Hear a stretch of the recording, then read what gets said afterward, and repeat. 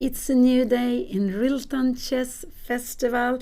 It's the third round going to take place. It's starting now at 2 o'clock.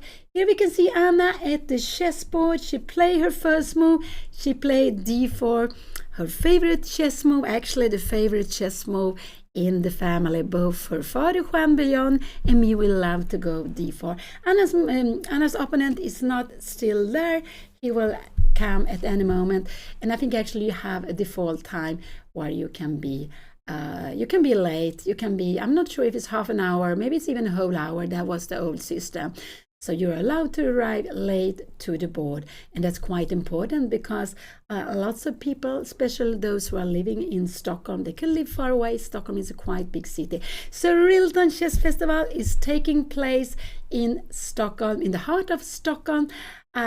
Really in the heart of Stockholm. It's an old tradition being played for 52 years. They have also been during pandemic maybe once or maybe twice a tournament online, but 52, this is the 52nd tournament, and Anna is playing in the group under 2200. She has been playing there before, and she has been playing RILTON this festival lots of times. It's about 154 players in Anna's group. In the highest group, which is called RILTON Cup, it's around 115 players. I need to check the exact number. And so nice to see Anna there at the board. She's the first one to be at the board. I think actually it's quite important that you arrive to the board a little bit earlier to feel the atmosphere, a little bit to get the feeling of that you're going to play a chess game, and that you need to focus during lots of hours. And I am Pia Cramling, Grandmaster Pia Cramling. I am Anna's mother, and I will be here with you to comment on the game, to give you my ideas about the moves they are playing and why they are playing them. And here we see the playing hall. It's quite a big playing hall for the players. They have a big room for under 2200 and also for the RILTON Cup. And in RILTON Cup it's about 115 players, so it's close to 300 players playing in these two tournaments. But there are also side events, and this morning we had a very beautiful celebration of women in chess with speeches, with Pilates, and here we see Anna's opponent also with a chess tournament. And here we see Anna's opponent. His name is Göran Rydnert. He's a player from Stockholm. He is going, maybe he's missing his score sheet. They are playing a tournament with classical chess, the most classical time control you can have. Actually, they are getting 90 minutes for 40 moves. After 40 moves, if they're playing more than 40 moves, they will get half an hour extra, and all the time they have 30 seconds per move. And when you play classical chess, yes, you need to write the moves on the score sheet. It's also good for you because you will know how many moves you have done. You will know when you reach the control 40th move. And if there is repetition, 3 times the same position, you can stop the clock before the third time. Tell the arbiter, if I make this move, it's 3 times.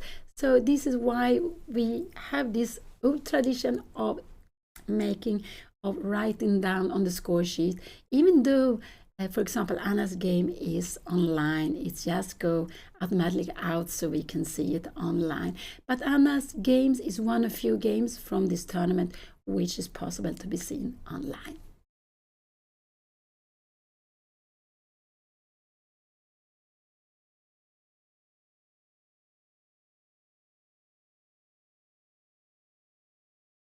So after 2 games has been played, Anna has 1 point. Here we see d4, d5 is one of the most popular way of answering d4 is to go d5. So we can see here in the center, these squares are very, very important.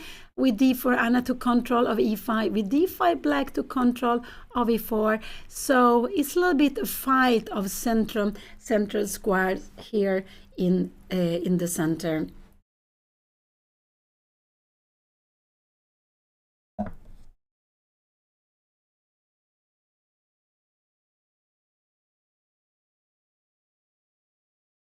And now we see, and I should go c4. I would say this is the main line to play. c4, you are fighting against this d5 pawn, and now black has a lot of things to do. But in general, if black wants to defend the pawn, it should be with a pawn e6 or c6. If white wants to, e6, and this is absolutely the main line to be played, e6. So what you're doing is you defend the pawn. If Anna would think of taking on d5, black would take back with the pawn and be very happy, because then this bishop will be able to develop. And what happens is when you go e6, yes, you can see that this bishop remains a bit passive here. You cannot go out, but it could be that it later on will be b6 and it will be here on b7, fianchetto. It depends on what will happen. It could also be that Anna will take on d5, and then this bishop will be able to go out here. So we have, let's see, but it's not ready at the opening. Yesterday we saw the opening, Anna was black. Anna has 1 out of 2, exactly less her opponent. Anna won the first game yesterday. She played very nicely, lots of move. Her opponent also played very nicely, lots of move. But in a position where Anna, if she find the best, she would be better. She could make the second choice, it would have been equal. She made a mistake. It was such a big mistake that her opponent, he played it very, very beautiful. He got a mate net. And the only way to get out of the mate net was to lose the whole rook. And then there was no chance for Anna to save the game. So it was real attacking game we could see yesterday from Anna's opponent. And so today Anna, she's playing against a Swedish player. He's rated 1834, more or less like the opponent Anna had in the first round. Here we have c6, and this is a little bit a triangle. This is a little bit a triangle, and it's actually called a triangle. It's a way of instead of going out with a piece, you're playing like this. And if Anna would go out knight f3, it could be that her opponent will take this. And if you go after the pawn, yes, black will actually be able to defend this. So this is a little bit exciting way of not deciding what to do here with the knight. It could also be that black wants to push this pawn 2 steps, and having a Dutch setup for black. So it's a flexible move. It's absolutely a flexible move here, and it's like a triangle. We can see it here. This is triangle, and now Anna can choose lots of things. You can go knight f3, you can go e3, you can go e4. I think these are the main moves. It's not so good to play something like bishop f4. You can absolutely go queen b3 or queen d3. This is a little bit unusual. I would say that the main lines are knight f3 and to go e3. These are the first main line. Or e4 is maybe move number 3. Something like that, I would say. These are the main lines to be played, because if you go e4, you would actually, we can see if you take it, we will just take it back. And if you go e3, which is also very popular, you will absolutely, if you take here, we can take back with the bishop. But with e3, we are blocking this bishop. So it will be more difficult to go out with the bishop. So here we have the exciting first moves. And some player can blitz out the opening. They know what they want to do. Some player like to take a little bit of time. And I think Anna, she will maybe decide, wait a little bit before she decides what she is going to play in this this position. But one of these 3 moves is what I expect her to do.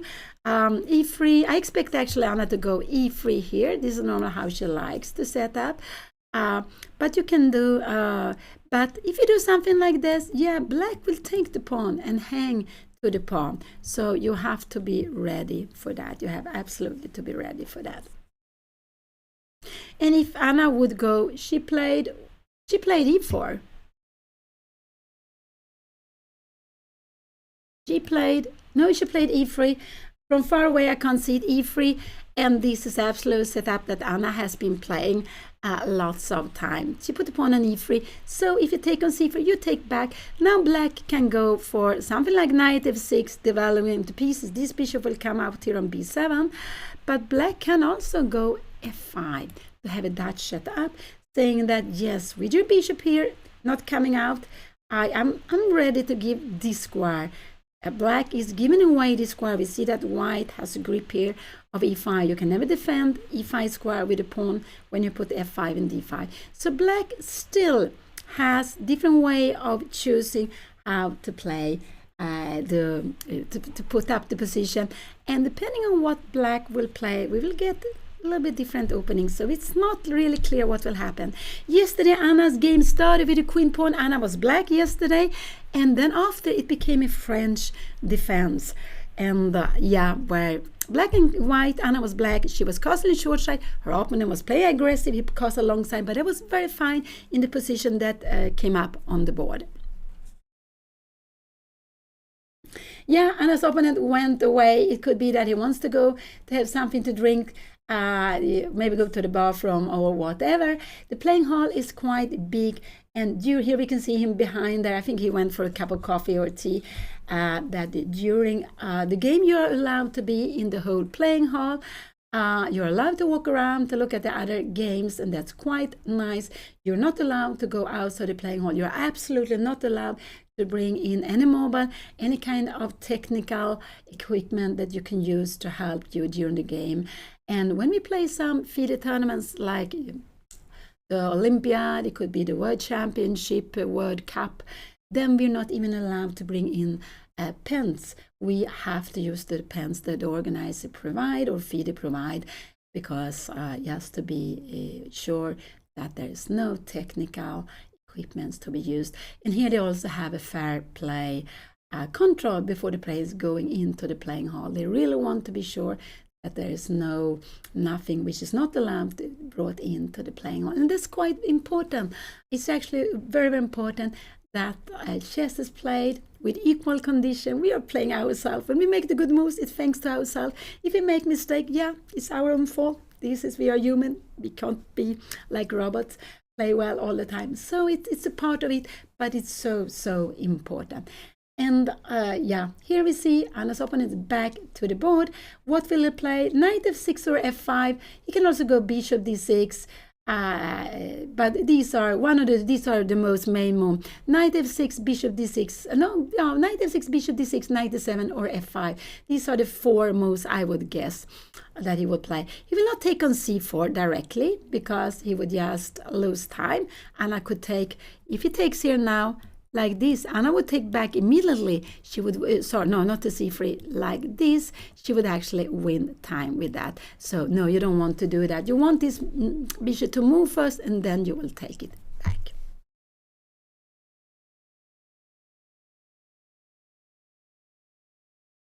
And this is round number 3. They're going to play 9 games, 9 rounds. They are playing today, tomorrow, and on the last day of the year, on the 1st of January, they are having a very well-needed rest day, and then 4 more games to play. So that is what is coming up. 9 games in 10 days. The last game will be held on the 5th of January in RILTON Cup, which has been held now for the 52nd time, or being held for the 52nd time. It has always been played these days, I believe, always these days. I think so. I think it was also played these days from the very, very first night.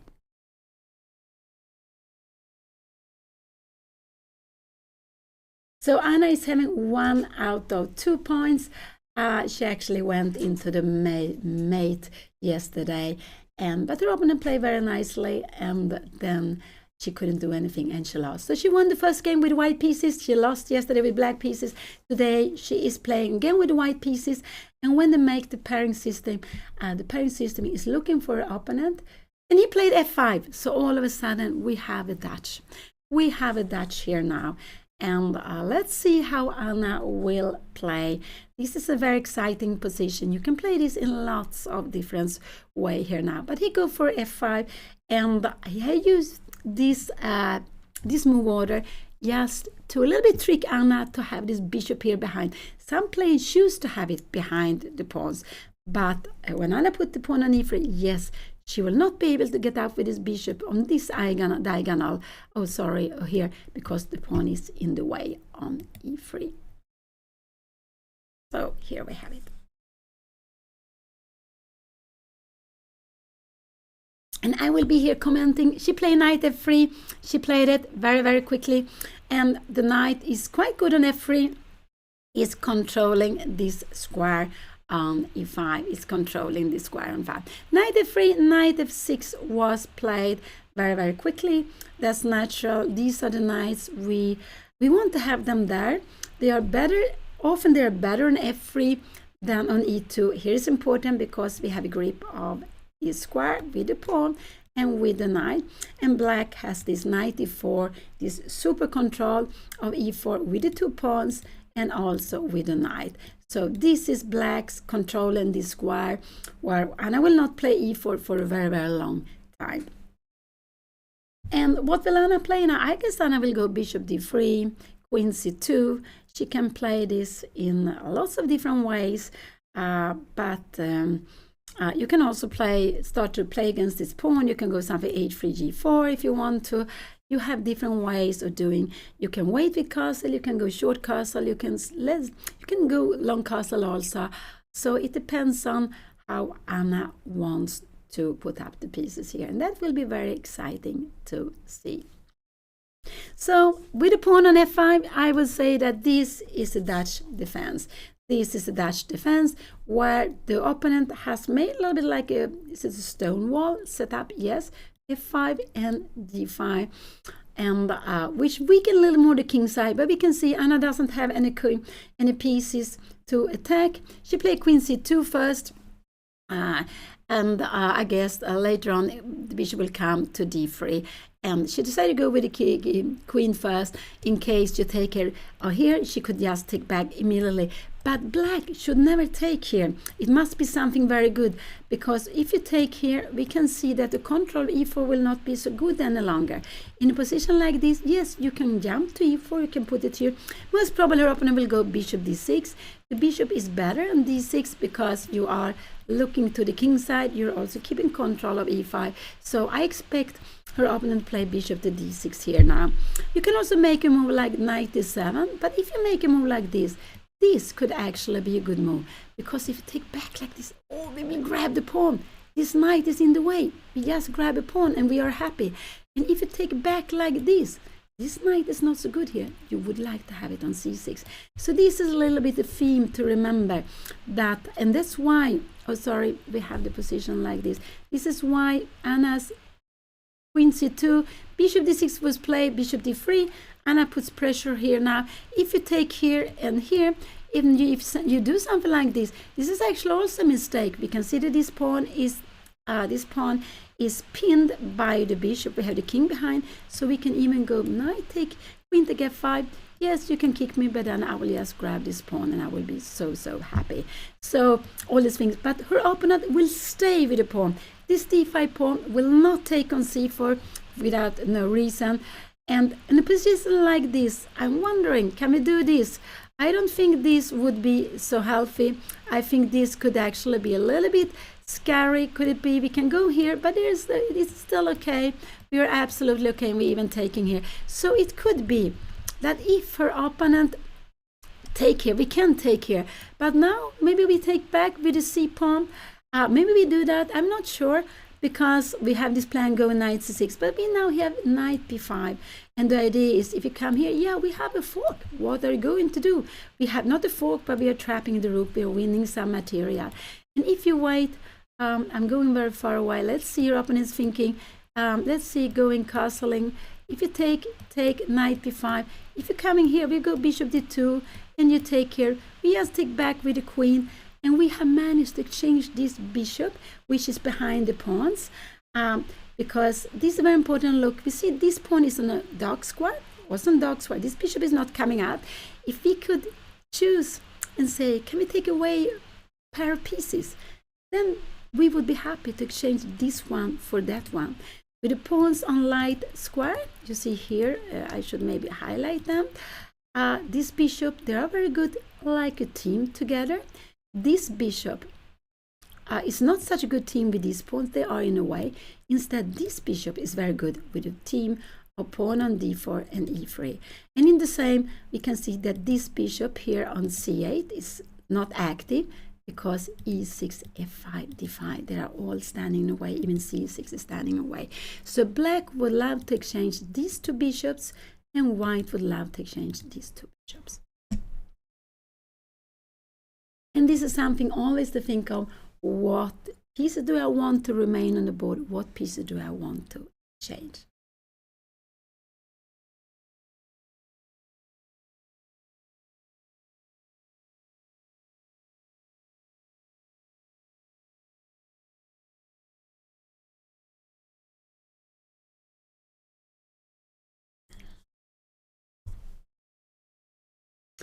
And we see the playing hall.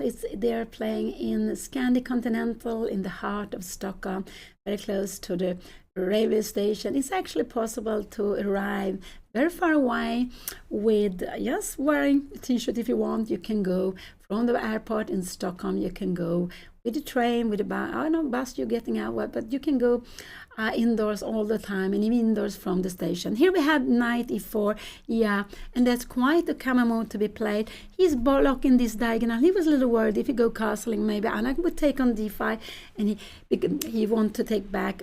He would like to take back. And if Anna take here now, this is not good. Her opponent would take back, and we can see that this all of a sudden this bishop will come up. And if he later on, not now, can play f4, yeah, this bishop is playing. So Anna doesn't want to take on d5. These pawns are standing and looking at each other. You're having this tension. The same, Anna should not take on e4. If she takes like this, that would be good knight. It's a fork. She will lose a piece. No, that is not possible. And she doesn't want to play like this. She would just open up the line, and all of a sudden black would just have a fantastic position looking down here. No, you can play like this. This would absolutely be getting into big problems. So this is exciting. What will Anna play here now? She can play in different ways. She can absolutely play in different ways here. Here now. She can go castling. She can also try to go some b3, bishop b2 to develop the bishop here. I wouldn't. She can also go maybe knight e2 if she wants to get the knight here to f4. Something like that. Maybe she can even go knight e5. Yeah, saying I like the knight to be here. And yeah, I just like to keep this grip, and maybe after I will go f3 or maybe even f4, and I will just show you that this will not be any danger.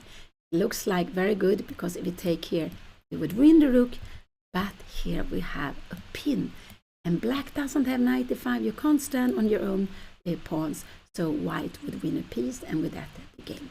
Let's go back. This is far away. But the moves Anna could be playing here, she could play h3, planning some g4, she can go castling, she can go knight d5, she can go bishop d2, she can go b3, she can also go a3, planning some b4 move. There are lots of different ways of playing here.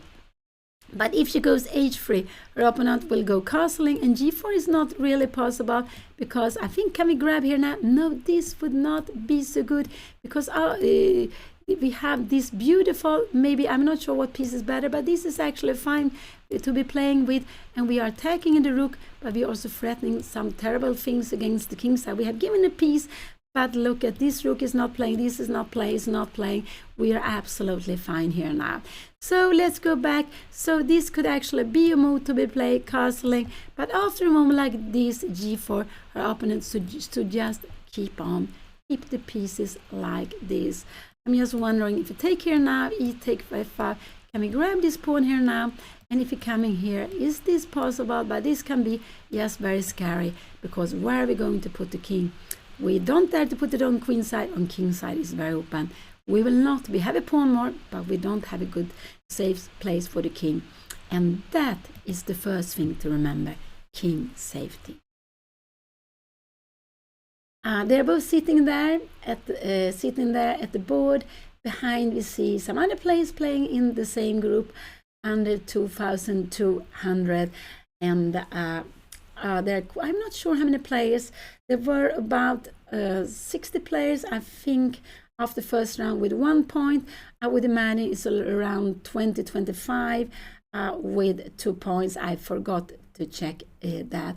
But Anna and her opponent has 1 point. And you can see that in the pairing system always look for to play against another player with the same points, and also another player that didn't have the same color the day before. That it was the first thing the pairing system does. And also a player who has, Anna is rated, she see the number 15 among these 154 players, and so she is on the upper half, and she is on the upper half of those who have 1 point. So normally she would play against someone who is on the second half with 1 point, but also looking for another. So there are some things the pairing system is looking for, and it's made with a computer, so it's very, very quick. But I remember when I was a kid, I think even I was learning how to use this Monrad system, just the basic chess system. We did it for hand, but with a computer we can use them for lots of things. They are our trainers, they are helping us analyzing the game, they are our library, we can play against them, and they are also used so we can see the games online, but also for making the pairing system.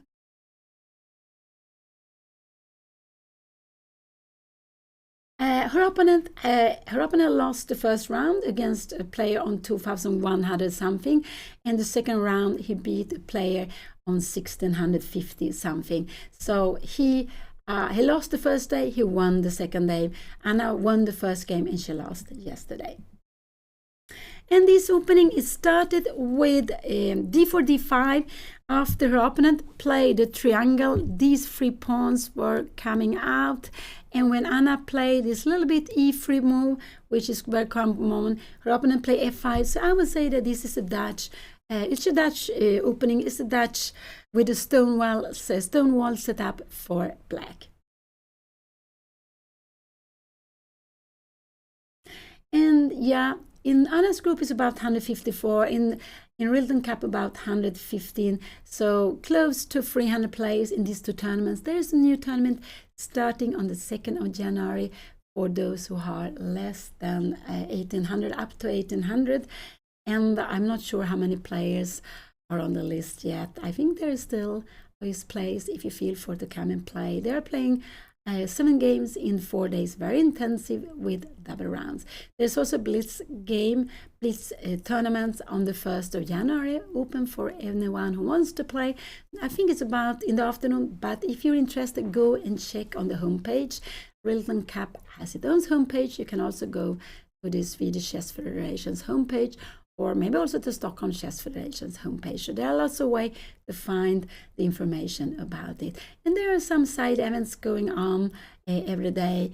So if you feel to come, absolutely. This year is also possible for the public to come in a little bit to feel the tournament. You cannot see the whole playing hall, but you can see part of it. You can see the nice boards. I think it's quite nice. They have quite a lot of space, at least the top board. There, where Anna is sitting, they're a little bit more crowded, but in a way they have space. And I know when I'm playing, I'm bringing so many things, my coffee, my tea, my water, my glasses, and all these things I like. I'm very happy when I have lots of space. You also need to have space for the school. But if you feel for that, you can come in, feel the atmosphere. There are also chess boards. You can sit and analyze. You can play a game with a friend if you want to. So it's just nice to feel the atmosphere in the chess tournament, which is just very, very special. You can almost feel the heating of all the players when they're thinking, they are planning their games. And yeah, very special. And they're playing these games for 3, 4, 5, maybe 6 hours. Anna playing knight d5. This is absolutely a fine move to play. I would guess her opponent will play knight d7. This is what I guess her opponent will play. And if her opponent takes here, Anna is not really scared of her opponent taking here. You can do that and go knight d7. I guess we will go something like f4. We can come here, knight c5, and we can go. I'm not sure if we want to, how we will play. If we go bishop e2, we can't go bishop e2. That would be a losing move, because now we don't have any longer to move here between. So in a position like this, maybe we need to go castling, and we have to allow this. But this is probably absolutely fine to be played. After castling, we will have maybe be free coming out for the bishop here. Let's go back to the game. What did her opponent play? He played quickly castle. I think Anna also will go castle, and I'm very happy if she does that. It's just very good to keep the king safe. We will not be worried about anything like queen h4. So I do hope Anna will go castle. I think that's just a very good move to be played. You don't have to start moving. F3, yeah, I'm not so sure I like this F3 because actually we have knight c5, and we are just needed to bring the bishop away here now, and I'm not really sure I want it. Knight f5, if you take here, yeah, we will take here, and now black will absolutely be fine, because to save this pawn we will have to take on d5. It will just help our opponent. So no, I'm not so happy playing that. It's still about equal, but I would prefer not. So castle was played. I do hope Anna will castle. I do hope she will do that.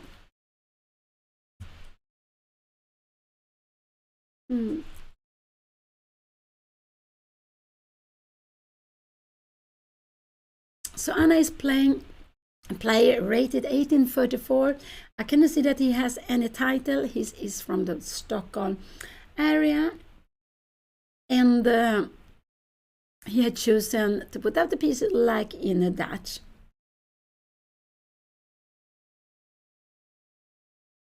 And I think he's one of those players who played this tournament several times. Anna also has played in RILTON, in the RILTON Chess Festival, in this under 2200 tournament. She also played in under 1800 tournament when she was younger. And even I have been playing here. The first time I went to see RILTON Cup, because I didn't dare to play it. I just went to watch during I think I went there every day except one. This is long time back. I was 13, 14, and I didn't dare to play because my brother didn't play that year. And I went to see the games, and it was so exciting. I told myself I will play this tournament lots of time. So I also played it, I guess, more than 20 times during the years.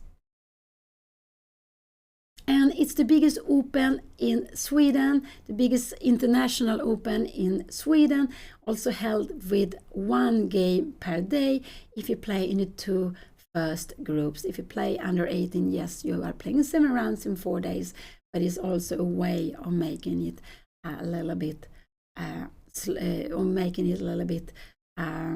shorter, so it's easier to be away. To be away for 9 days, even if it's Christmas, is of course not easy.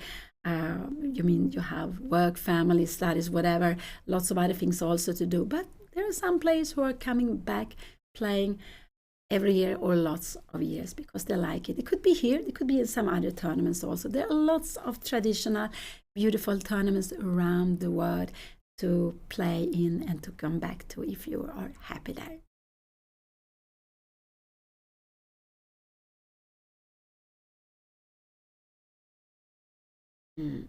Yeah, Anna is on 1 out of 2, and like her opponent, she's a little bit thinking here, but I would just like Anna to go castling. Could it be that she's thinking of some crazy g4? I do hope she will not go g4.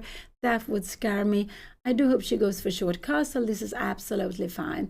But it could be also that she's thinking of some f3, but I'm not so happy with f3 here now.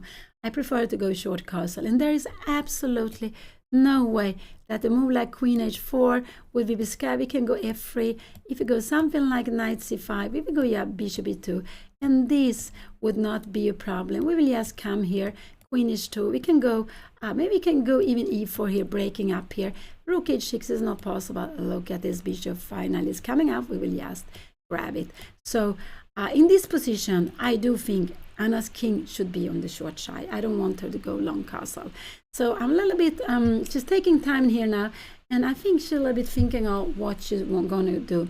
If she has some idea to castle long side, and I just do hope she doesn't have that she goes castling short side. That is absolutely a very good move to be played here. But it could also be that she wants to kick this away. But I prefer short castling and then to go f3.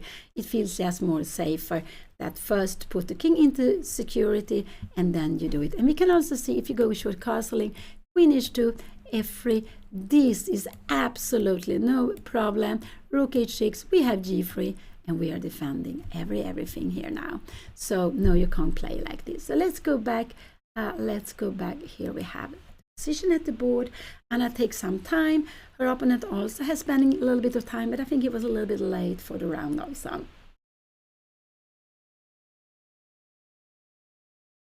So this is a tournament held during 2 years, always 5 rounds in 1 year, and the last 4 rounds on the next year. So that's quite a beautiful way of celebrating New Year, also if you like and enjoy chess. So 5 rounds this year. They are free on the 1st of January. I think that's very, very important.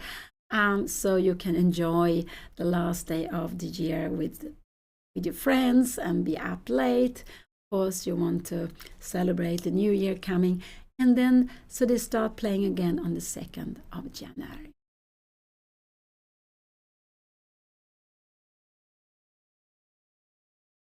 Yeah, I'm not sure about the sound, if it's good or not. I just hope it works well. The sound, maybe I will put this a little bit closer.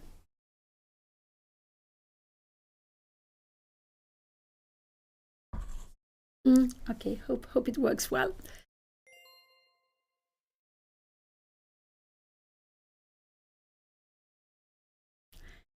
So let's see.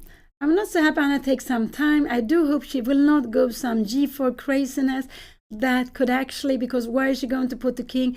I just want her to play a sound, small moves, castling. Then you can play f3 and you can move away the knight. But it could also be that Anna is thinking of moving away the knight. And after a move like this, check here, coming here, we have this move. We have queen f2. We will need to go f4.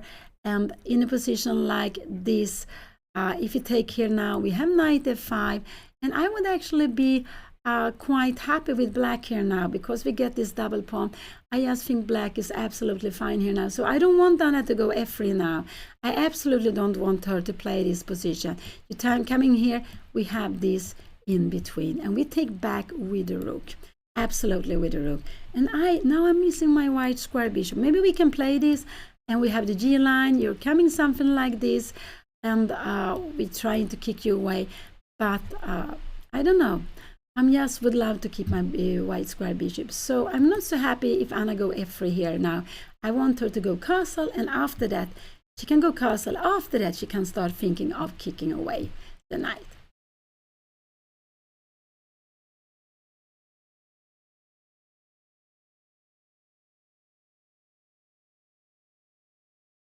If you are in check, no, you cannot castle. You're not allowed to castle, and you're not allowed to bring the king over a checked square either.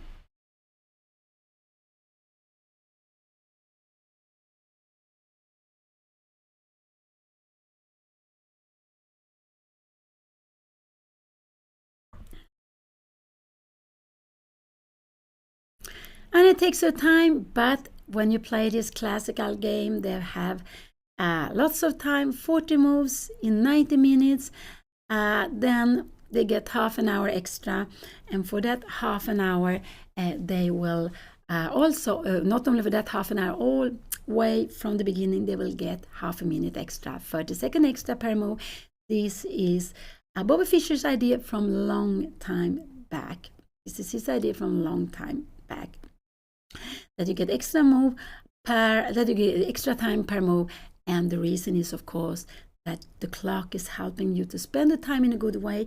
It's helping you to have a little time. If you have a completely winning position, you will manage to win that also, if it's not too complicated.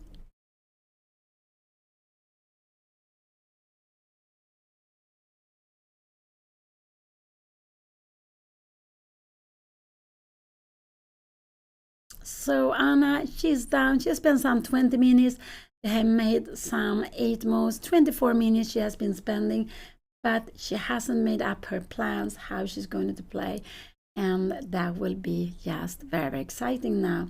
What she will play. Let this guy of f3. I'm not so happy about it. It's possible to play, but I think queen h4 check is a very good move then. And that's why I like Anna to go castle, but I'm a little bit concerned. It could be that she has some plans of putting a king on the other side. So let's see what she will do. What She went castle. I'm very happy to see that. That was the best move to do. We remember, we put out our pawns in the center to take lots of control in the center. We develop our pieces. The pieces, lots of time on the king side. And when you play queen's pawn opening, you can normally you develop the pieces on the queen side first, but then quickly on the king side, and then you put king into safety, and she did that. That was absolutely the best to do, just to put the king into safety. After, she can go some f3, she can force this knight away, and I will be very curious at where the knight is going to go. So let's see what could be happening here now. Her opponent can absolutely go knight d7. This is actually the move I am thinking our opponent will do. And when can we do a move like this, f3? Because if you take here, yeah, we would actually play like this. We would be very, very happy. And after, because if you play like this, we would actually grab here and look at this poor knight. The only way to get out is like this. But now we are so happy. We're going to have a pass pawn on d6. We don't win a piece, but we have a tremendous pass pawn like this. Tremendous pass pawn like this. Going e5 afterwards. So let's go back. So after knight d7, Anna can play, if she wants, I think this is the move I expect, f3. And when you take here, we take back, and like this, the pawn on e5 is defended. But here black can absolutely take and put the bishop not on c side, then we would be very happy. You don't want to take with the queen, but to bring it back, maybe to e7. I don't think c7 is the best. I think e7 is a better square.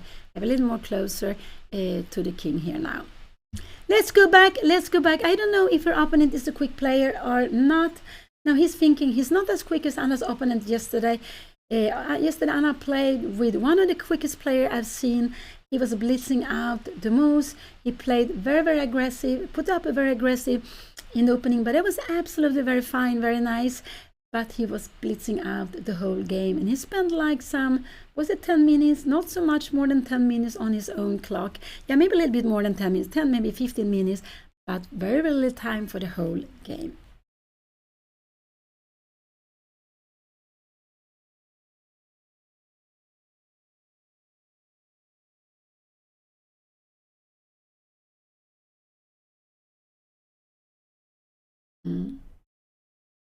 And a week ago, Anna played a match against Odin. Odin is also a quick player, Odin from Norway. Anna lost the match, but it was very, very close. She was trying to tie with him. The last two games, she was close, but in the end, she lost the match. But he was also a quick player. So, but yesterday was really the record, I would say. Today, we can see your opponents are taking more time. And when you play a classical game, I think this is what you should do. Don't play too quickly. But of course, if you can't resist that, you will have to find your pattern. But sometimes you need to think. Sometimes you will find an absolute better move if you spend a bit of time, of course. Because otherwise, it's like playing a blitz game. Your opponent using your time, but you are playing so quickly. But it's true. Playing fast, you are putting pressure on your opponent. So the opponent can actually feel that the game going so quickly, don't have so much time to think, or maybe to go out to take coffee or tea. And then we can see Anna left the board, so maybe she wants to bring something more, some energy to her game. I expect her opponent to develop the knight.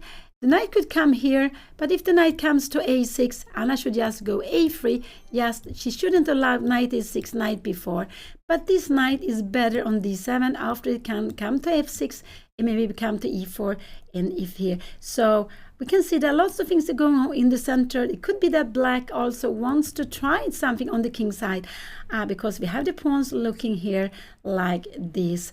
It could be the queen can come up, but we can see there's no danger of a king side attack. He played knight to7. I would say this is absolutely the best move to be played here. Absolutely the best move. Anna can now choose to go f4 just to defend it, but it means that she can never hide away this, never force the knight on e4 to move away if she goes to f4. So this is one move. f3 is also another move. To take here, no, we don't really want to take here. No, we wouldn't like that. That would be very sad. We want to keep control of this square, because if we take it, we would actually just helping him to come out, and we would not block this diagonal any longer. Now there would be more danger here on the king side attack. Maybe it's about equal, but black would be happy here. So don't take on d7. Don't take on d7.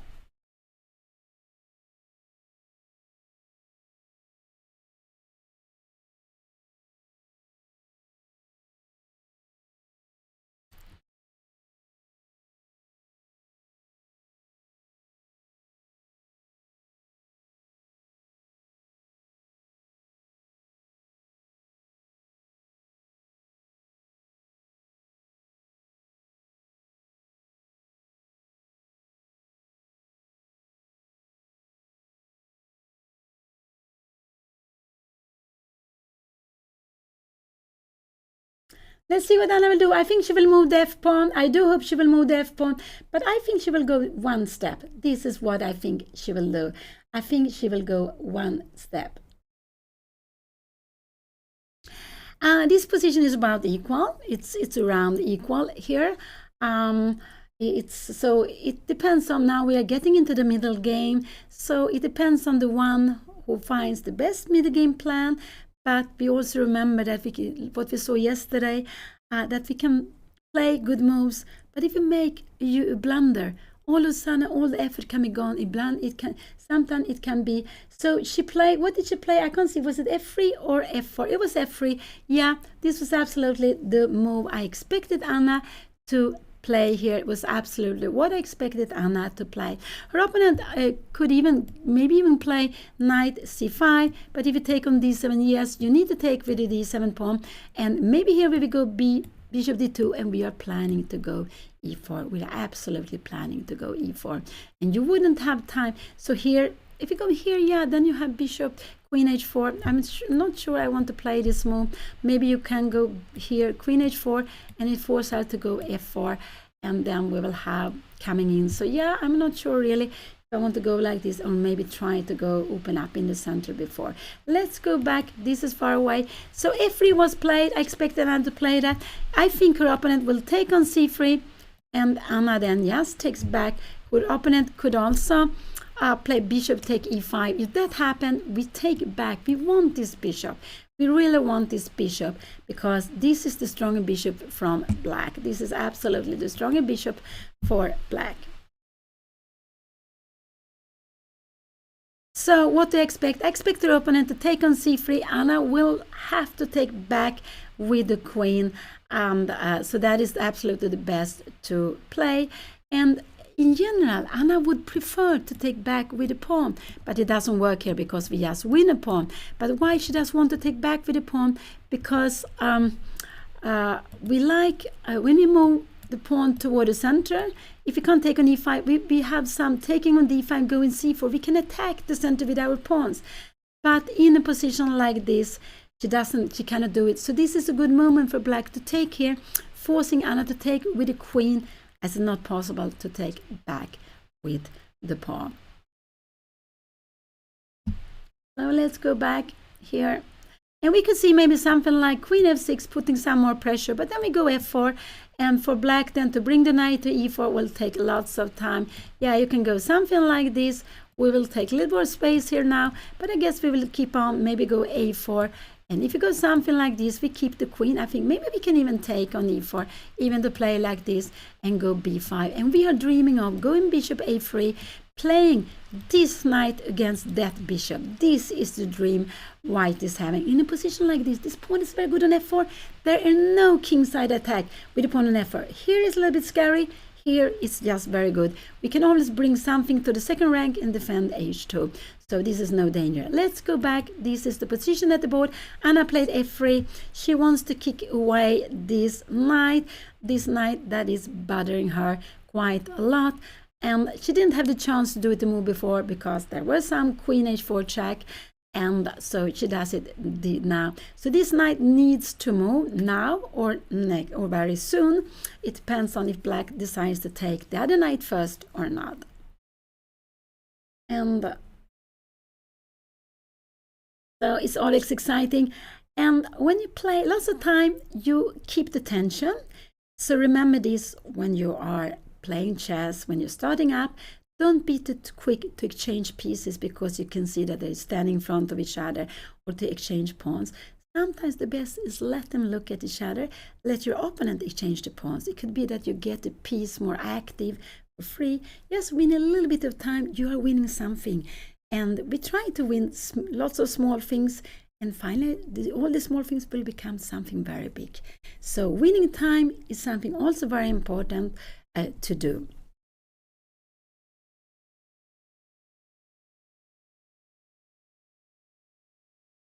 So yeah, RILTON Chess Festival is held 9 games in the two first group, RILTON Cup, RILTON Under 2200. They're playing 9 games in 10 days. Then you have RILTON Under 1800. They're playing during 4 days. And then we have side events. I think it's almost one side event every day. So there are things happening. If you're interested, if you are close by Stockholm and you feel for it, you can come and watch. And yes, it's all free. There's no entry fee or anything like that. It's all free. You can see a little bit of the playing hall, also feel the atmosphere when they are playing, and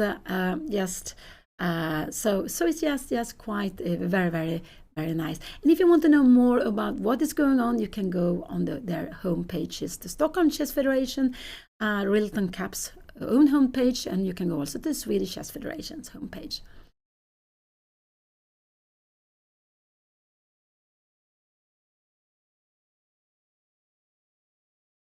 Yeah, now we can see her opponent is also a player who likes to take his time. I'm happy to see that. It is nice to see a little bit slower player after yesterday. That was really blitzing up out the moves, and now they're about on the same time, both Anna and she played quite F3 quite a long time. Yeah, he took on C3. This was expected. Anna, yeah, she can take on D7, but that would only help her opponent. So I do hope that Anna will not take on D7, but she will play Queen take C3. I think that is absolutely the best to do. She has a knight active in her opponent's camp. Yeah, just let it stay there. It's very annoying for her opponent. So let's see. I think Anna will play Queen take C3 and just keep everything under control.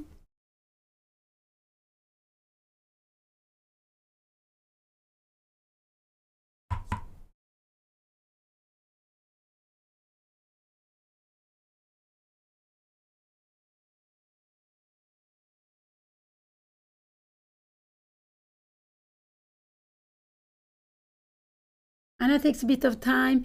I think she's calculating, should she take on C7, but she play Queen takes C3, the most natural move. You keep the pieces in the center, you don't release the tension, let them stay there. If her opponent takes on E5, yeah, he can do that. We will play only with the bishops, but it will be about equal. That's absolutely fine. If he takes on E5, he will take with the knight. Absolutely. Taken with the bishop, it would give Anna lots. It would give Anna, first of all, the bishop pair, but she will then be using the dark squares for her bishop coming out this way, B3 and bishop A4. Bishop A3.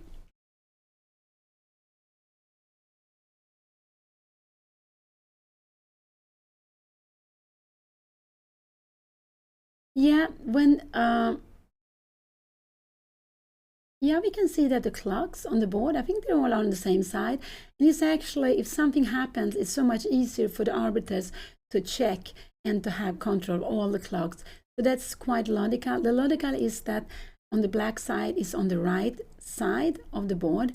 Also here they like to have black on one side, have white players on the other side. So normally clocks are all on the same side. It's so much easier for the arbiter.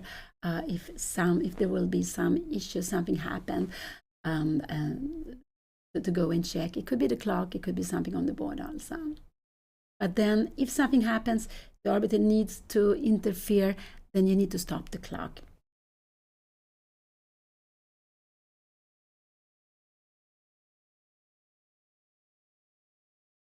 And I think her opponent is on his way to move.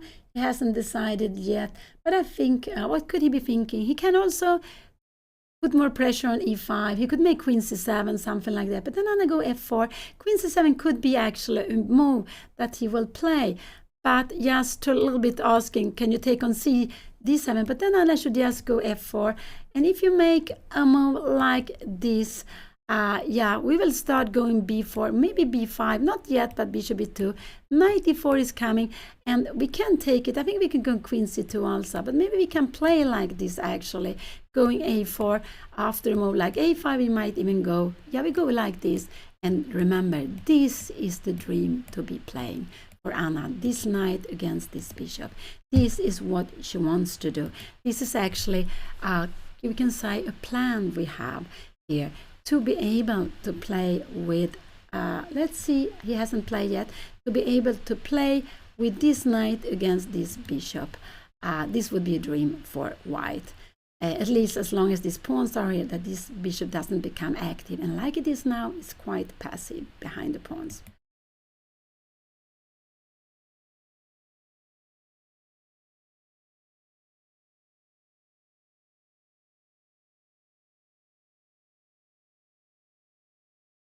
The player sitting on Anna's side, yeah, I'm not sure. It could be that they, because Anna has a special board, I think she always sits on the same board. So yeah, I'm not sure how many points the people have around her, but it could absolutely be up in the top. It could be with 1.5 or maybe even 2 points here in the top. Anna has a title. She has the title Woman FIDE Master. So in chess, we have 2 classes in chess. We have the open class, open for everyone. We have also woman class in chess because the number of female players is still low. It's around 11%, I believe, in the world, more or less. In Sweden, we have even less women when we come to counting the players who has international rating. We're down to 3%. But the number of female players are so much less than, so it's such a low number, and that makes it possible for women to have both titles, female titles, but also have titles in the open class. So Anna is Woman FIDE Master. It means that she has passed 2,101 time. To become a FIDE Master, she needs to make a performance of 2,200 or pass 2,200 once. I think you have to pass 2,200 once. To become a Woman International Master, you need to make 3 performances of 2,200, and you need also, I think so, and you also need to pass 2,200. At least once. So so there are different titles. The highest title is to become a grandmaster in the world, and then you can become international master. You can also become a woman grandmaster, woman international master, and the female players can get both titles.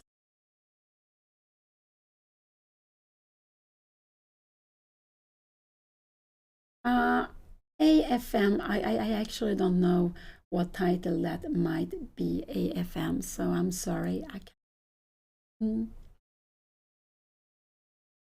Queen e7 is absolutely possible for black to play, and the idea with Queen e7 is that you are, if you go Queen e7 here, the idea is that later on you will move on the knight, bring out the bishop, and the rooks are connected. So Queen e7 is absolutely a possibility to be played, but I don't expect that move, because I think either he will take on e5 or put more pressure on e5, asking Anna to exchange.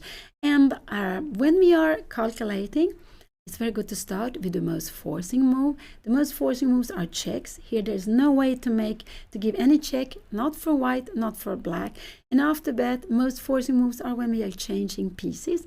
So black is absolutely calculating if he shall take on e5 or not. I think this is the big question for him. Will he take on e5 or will he not take? And if he takes on e5, he will absolutely take with the knight.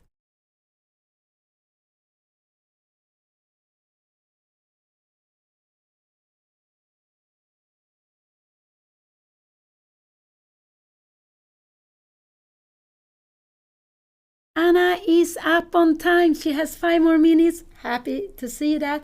That's so nice. This game is coming down a little bit when both players are taking a bit of time. Anna used some time for castle, but she played f3 very, very quickly. She wanted to get away with a strong knight on e4.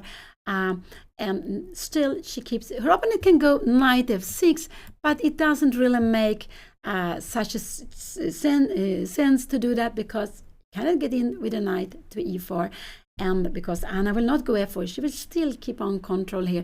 And now she would be planning to play, maybe to change this, maybe also to take space with c5, b4, b5. This could absolutely be a way of playing and just go b4, b5. You have this attack with the pawns.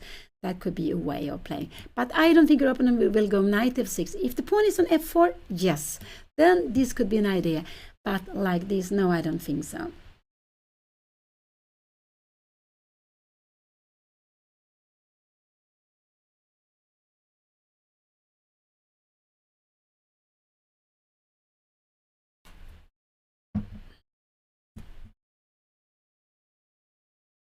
So this is the third round in RILTON Chess Festival. Playing with classical time. These games are also rated for classical chess. We can say that Anna's rating is 2043. Her match with Odin has not been rated yet. So on the 1st of January, Anna will gain a little bit of rating. She won a little bit of rating when she played against Odin. She made a better result than the ratings said that she should do. And but this tournament will be only rated for the next list. The rating list is coming out once a month for the first every month. So the tournament in RILTON, the whole chess festival, for everyone who's playing or everyone who's gaining, losing, or getting their first ELO rating, it will be rated for the 1st of February.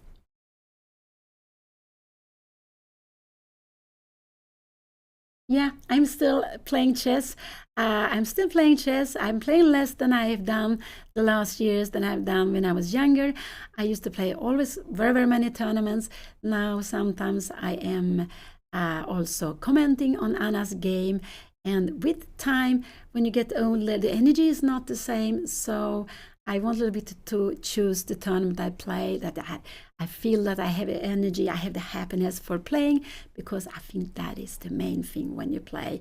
You really need to have it. And with age, keeping the energy, yeah, it's a little bit more tricky. But of course, chess is a beautiful sport. It's something I really love, so I will absolutely play now and then. And for me, the next tournament will be, I will play the European Woman Rapid and Blitz in Monaco. This is my next tournament coming up in the first half of January.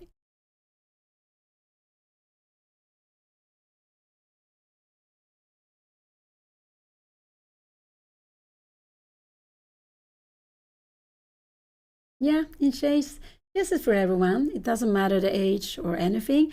That's so beautiful. And when you play open tournaments, yeah, you have players of all ages, all backgrounds, coming from different countries. And that is just really so beautiful.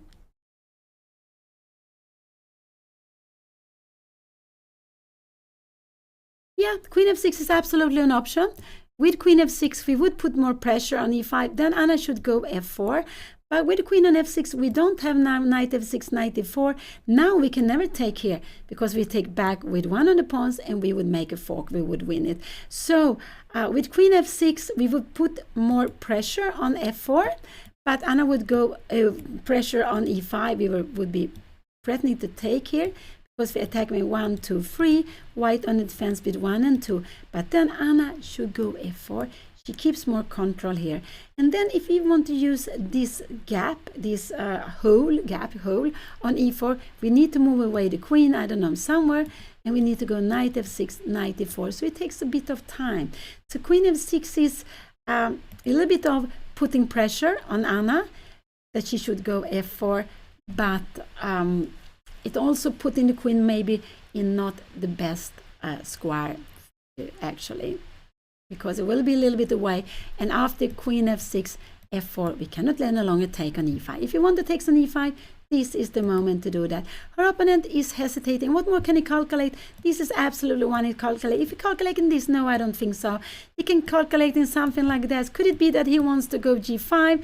I don't think this is such a good move. Can we go f4? Can we then go g4? Trying something like this, and we will go b4. If he goes, let's see, go back here now. We can do bishop d4. Are we scared of f4 coming? No, I don't think so. This would actually only help us. This would absolutely only help us. Look at here, we're getting we can see that the less control here. He has played, sorry, let's go back. What did he play? He played Queen f6. You were right.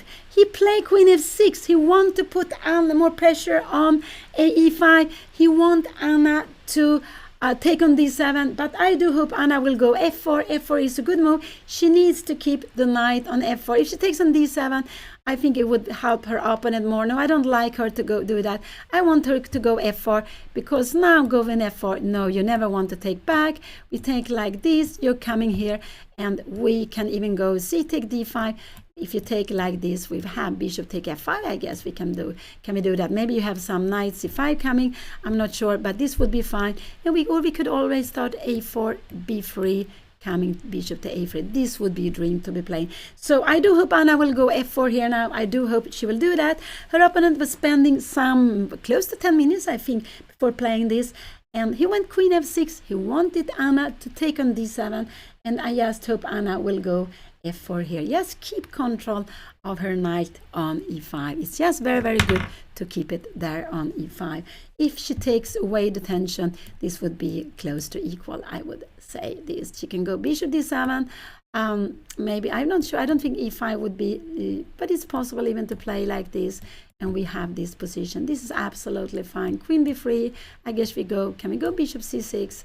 And we can have, this is absolutely fine to play for both in a position like this. I wonder if you go bishop takes, maybe we will just bring it back. You will have to come here, and now all of a sudden we will get we will be happy here now. This is so far away, but I don't want Anna to take on d7. Has she played? She played. What did she do? She went f4. She played this good move. Remember, when the pieces are standing in front of each other, it's good to keep the tension, keep this beautiful knight here. It's a fantastic outpost. It's very much bothering. Now black cannot take on e5 with a knight. Black can take on e5 with a bishop. But now Anna would take back with the f pawn. She would keep more pawns in the center. If it takes here, normally you take back with the f pawn, keeping d4 pawn here, and you will bring out the bishop. He will absolutely not take on e5 now. And now I would say that Anna is a little bit better. I like her position. She got the pawn to f4. She got away with this knight, this outpost on e4 that was bothering her. It was awkward to have it there. It's awkward to have a knight in your camp, in your part of the game, in your half of the chessboard, because the e5 is the black side of the board, and it's annoying for black to have it. And now we can see this is blocking here, and we are not scared of anything like this. We go b4, and if you go rook f6 trying to make something, we can even go a4. If you want to go something like this, we are coming back, knight f3. We don't make anything, and we see that this is blocked. And now we maybe go b5 here. We are planning bishop a3, and we are getting out. We are trying to change the bishop, and this poor passive bishop is still behind the wall. Let's go back. So f4 was a good move. I would say it was absolutely the best move, and was a very natural move. Not difficult, but to remember, not exchange the pieces too easy. If you have an active piece and it can remain active, let it stay there. It's a bit annoying for the opponent. So now if your opponent wants to use this square, black needs to move away. Maybe queen e7. Can we do something? We can go c5 here now. We can go c5, because if you take here now, we take, of course, back with this. And now, what is black going to do? Maybe some b6. But after b6, we can take it. There is a pawn hanging on c6. This is getting good for us. Maybe you need to give a pawn, but maybe we don't even take it. We are going, look at here. We are going to push you back here now, and in the end we will go b3. We will bring out the bishop, and this will be a backward pawn. Let's go back. Let's go back. So f4 was a good move, and now it's not so easy to find a plan for her opponent. I think her opponent went up. I don't think he's sitting at the board. He's coming back. Maybe some more coffee. Yeah, that's nice to have. You need to have energy during the games. You shouldn't forget that when you play 3, 4, 5 hours, you need to have energy. So you need to get something to drink. Water is very good. You can take coffee, tea, whatever you think you like to drink during the game. But to drink is just very, very important to do. And some players also like to eat. Lots of players don't want to eat anything. But if you want to eat something, you need to go a little bit away from the board, so you don't sit at the board and play. And that's actually quite a new rule, but I think that's very important. We shouldn't we shouldn't be making any noise or disturbing our opponent when they are in very deep thought, planning their moves in the game.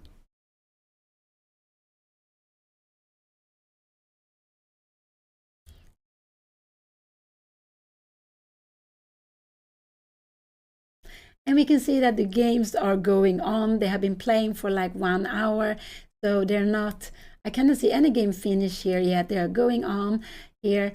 We can see them behind, and because these games normally last at least for 2 hours, and 2 hours is quite a short time for a classical game. Yesterday Anna's game was like 3.5, was it 3.5 or maybe only 3 hours, because her opponent was playing so quickly. He didn't use almost no time, but Anna, yeah, she got into very little time, but she had, yeah, it went wrong in the end. But before that, she played nicely, and her opponent also absolutely played nicely.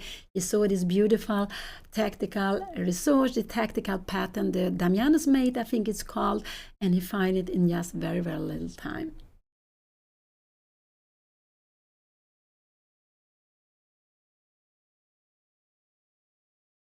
Yeah, black can go take with the bishop. You can absolutely take it. We take back like this. But if you come here now, I think we will go b3, planning a4. What are you going to do? You see this knight. Cannot go here, cannot go here. It cannot go here, can only go to b6. But we're doing a4. And if you're coming here, look here, we have bishop a3. Wow. So you can take on e5. But if you take on e5, you always want to take with the knight, to keep control of the dark square. But now we cannot take with the knight because it's a fork here. So what could be possible to play? You can go queen e7 here now, and if we go, then we can go c5. And again, you cannot take with the knight. We have time for this between move. You can absolutely, after c5, if you go there, bishop here, b4. Now you can take with a knight. And here we can take actually both ways, but maybe we prefer to take it like that. And we are getting queen d4 here. We can also take it this way. This is both of the ways, I would say, is fine. But if we change on e5 with black, black would prefer to change to take with a knight. And that is not possible now. So black needs to make preparation. And I would say that this is a very logical move to be played. Queen e7, to just be able either to take with a knight on e5 or to be able to play knight f6, knight e4. So, and Anna will take away the arrows. The last move Anna played was f4. She defended her knight. This was a very good move to keep the knight there in the center. The knights are very good in the center. They're very good also close to the opponent's king, because they are a short range piece. When they are on the king side, they cannot help on the queen side, while a bishop, a queen, and a rook, they can standing on one side of the board, but actually also keeping an eye, keeping control of the other side of the board. They are long range pieces.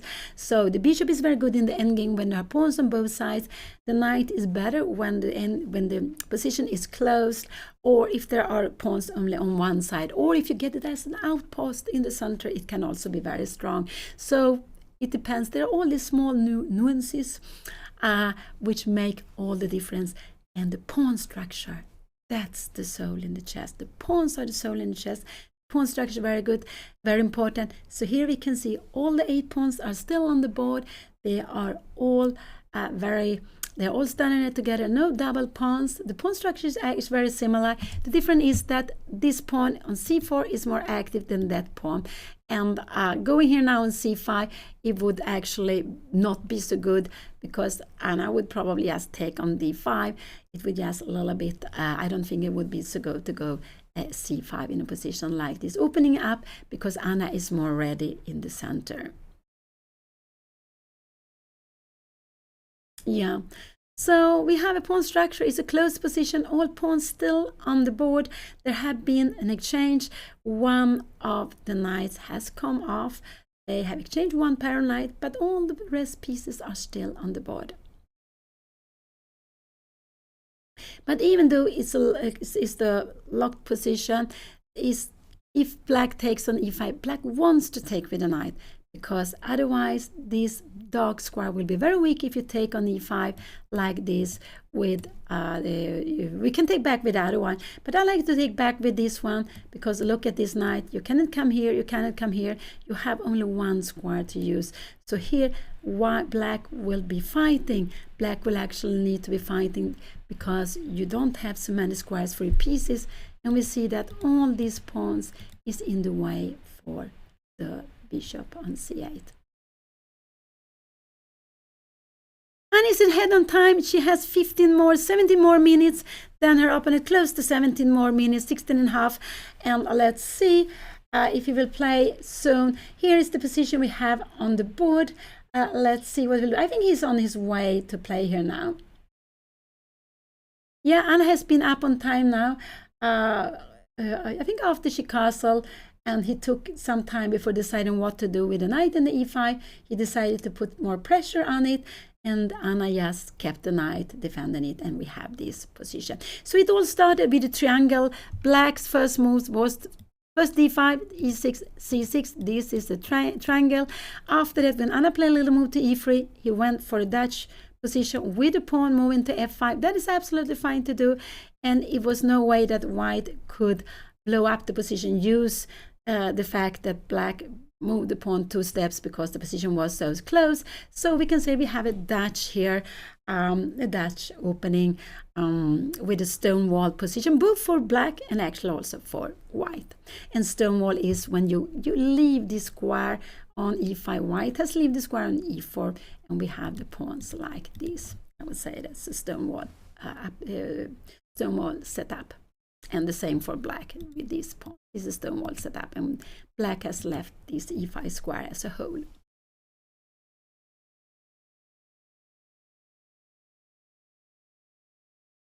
Anna won the first game 2 days ago. She won the first game with the white pieces. In the second game yesterday, she unfortunately lost. It was in the end, the attack was too strong. She made a mistake. She was absolutely doing fine. She was doing well, but she made a big mistake. And then her opponent find the right way to get through with the attack. He sacrificed the rook, and if Anna takes the rook, it will be mate. She didn't take the rook, but she could not save the game any longer. So Anna is on 1 out of 2, exactly the same points as her opponent, Göran Rydnet from Stockholm. I think he plays for Tyresö, a chess club a little bit outside Stockholm. In one of the Tyresö is actually an own, it's an own community. I don't know actually how to say, but he's from, I think he plays for Tyresö, which is just outside Stockholm.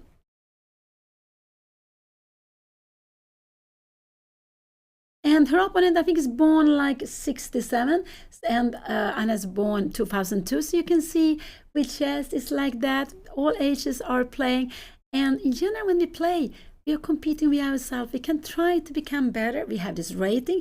It should be a way of encouraging us. We shouldn't think too much of that, but try maybe to improve the rating. But in general, not to improve the rating, to improve our play. Try to learn something from the games we are playing. And a good way of doing that, I said a lots of time, is if you have time, if you have energy after the game, go and analyze, or at least speak a little bit about the game just afterwards, so you can learn from your opponent. And that is actually a very good way of training to check your own games. And if you do it afterwards, you'll have your ideas fresh. You will learn from your opponent also. And because in our own games, we see all the mistakes, we see all the good moves we're doing, but we see all the patterns when things go wrong. And so they are very, very good to work on.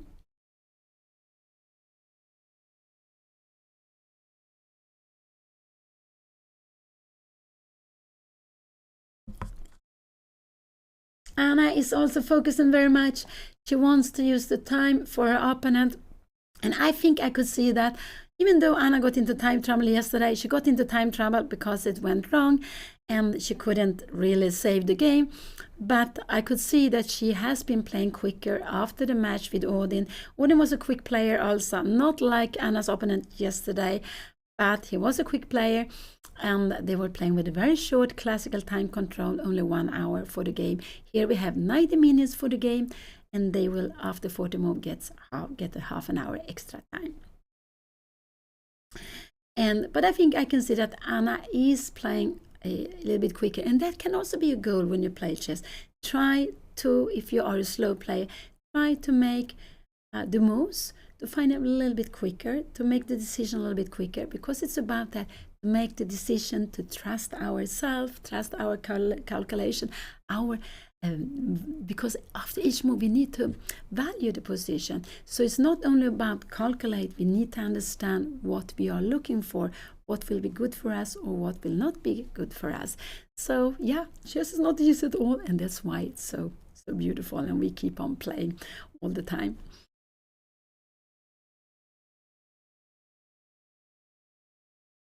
Black could go g5, yeah, but g5 is not such a good plan, but he could absolutely go g5 if he wants to. He could go g5. That could be a possibility, just to try to open up. That means that he is quiet. Then Anna should just not carry it. She can go b4. If you take here, we will take back with the pawn. If you take here, you get a hole on d5. Maybe even we take with the knight, just to bother you, and to go bishop b2. We will start. We don't have anything yet. If you go knight b6 here now, we might even take it. If you bring something like bishop b6 here now, we will put pressure on this one. This is a weak pawn, but if you come here, we will just defend it. We rook d1, you come in here, we will put pressure. Maybe king h1, but we will put pressure on this. This is absolutely, completely fine to be playing very far. So g5 could be a move. It depends on the style. Yeah, g5 could be a move to be played if he wants to. Anna should just not take it. She should just leave it where it is. After g5, I wonder, could we maybe go some c5 here now, bishop c7, and go some b4. You can try to go here, and we will just maybe go b5, maybe a4. You go some rook g8 here now. We need snarge, so maybe we want to defend the second round here now, and or maybe just to go b5. If you take like this, you go queen g7, we just defend it. And normally, look here, we can defend it. This is what I want to say from the other side of the board. This is actually very good. So Rook can, like the bishop, like the queen, can stand on the queen side and defend the king side. And here black, I just want to show, have to be a little bit scared, a little bit careful with the square on f7, so the knight will not jump in there.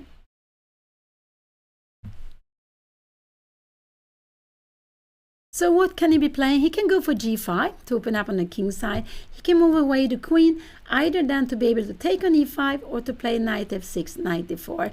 So what would I guess? I would guess that he's moving away the queen, or maybe g5 also. That could be. He could also be that he wants to start with king h8 and then go g5 later on. Or he can, maybe he wants to go h6 and g5, but you can go g5 directly because Anna will not take on g5.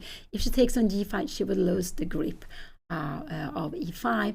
So she would have to exchange later on, so she doesn't get a weak pawn on e5. So g5, Anna should just leave the pawn where it is, not to take it. Her opponent is down to 42 minutes. I'm very happy to see that. I'm very happy to see that Anna's opponent is spending time, because lots of time you see that Anna takes her time, and it's exactly like I also do. I am Pia Cramling. I'm Anna's mother. I'm also grandmaster in chess, and I am the one who is here with you commenting on the games. I'm also a slow player. But if you are able to play the moves quicker, we will make better results. But if you're not able to play the good moves quicker, then we should use our time. I think so. Then we should absolutely use more time. But not more than 20 minutes for one move. I think 20 minutes is just a good limit, because we have 90 minutes for the game. 20 minutes is a big part of it. And later on, there will be a new critical moment where we need to have more time. So I think it's good to have as a little bit of rule. After 20 minutes, we have been calculating the same things. We have been looking at the same things. We need to make a decision.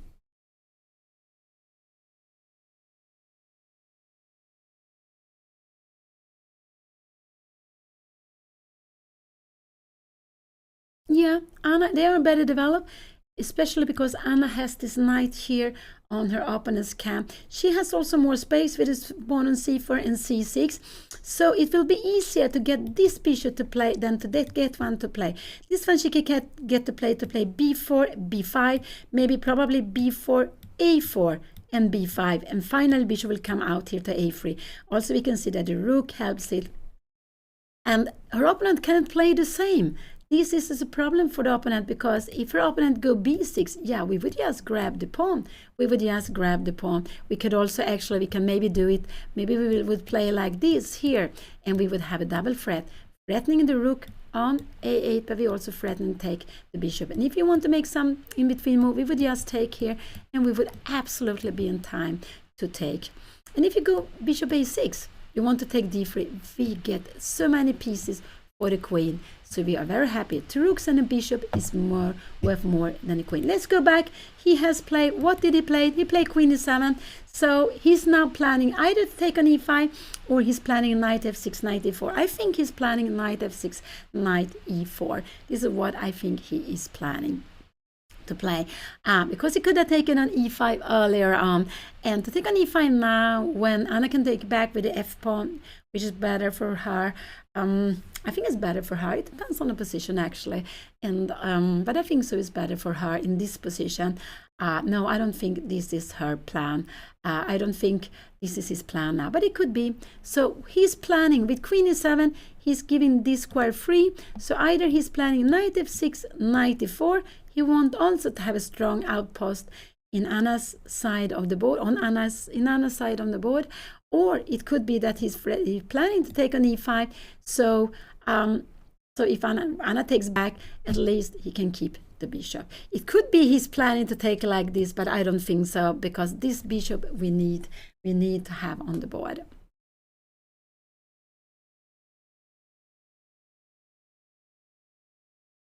Yeah, when we're thinking, one is that when we're calculating our plans, IRDs, we try to value the different positions.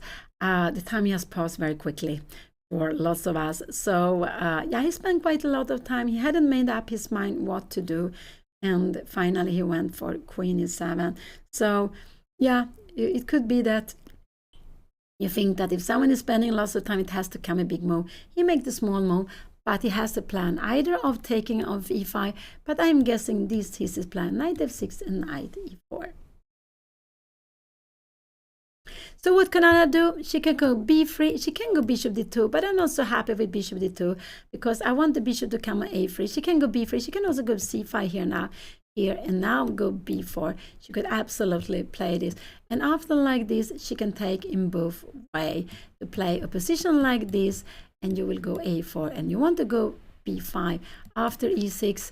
After a6 we are planning to get in the pawn to b4. Now we will need to go, probably we need to go bishop b2 and queen b2, and planning to get in b5. This is just very, very solid, a little bit more pleasant for white, because white is the one who is going to break through with b5. Let's go back. Here is the position on the board. Here we have it. So c5 is absolutely fine.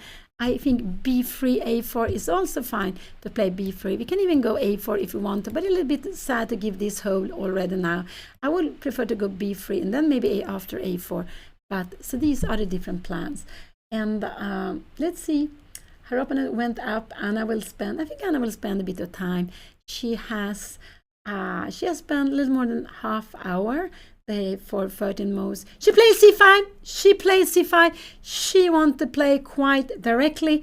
Easy go. If he takes on, you know, he will never. He go bishop c7. I'm sure about that, because after this move, where is this poor knight going? It doesn't have any way to go to. It doesn't have any future. If you come in here, we go b4. If you come in here, we go a4, and we will push you back again. You coming here, we will go b5, and this knight is just getting back. Getting pushed. Maybe we push you once more, and you can't even take here, because now you will get this problem. This would not be what you want to play. Let's go back. So he will move the bishop, and the bishop will absolutely move to c7, because if you go here, you see the rooks are not connected. This bishop will be in the way. So bishop c7 will come. I think he will not spend too much time on this, maybe 1-2 minutes, and we will see it on the board, maybe even quicker. He will absolutely not take on e5. That would help Anna. That would really help her, because even if all the pawns are on dark square, in one moment she will be able to open up, and we will see that this poor knight will not have anywhere to go. So this would be a better way of playing f4, and now you can take with the knight. You can go knight f6 here now, but I guess maybe we can go b5 already. If you take here now, we actually even have things like this, bishop a3. Wow, we have things like this if we want to, or we can take back.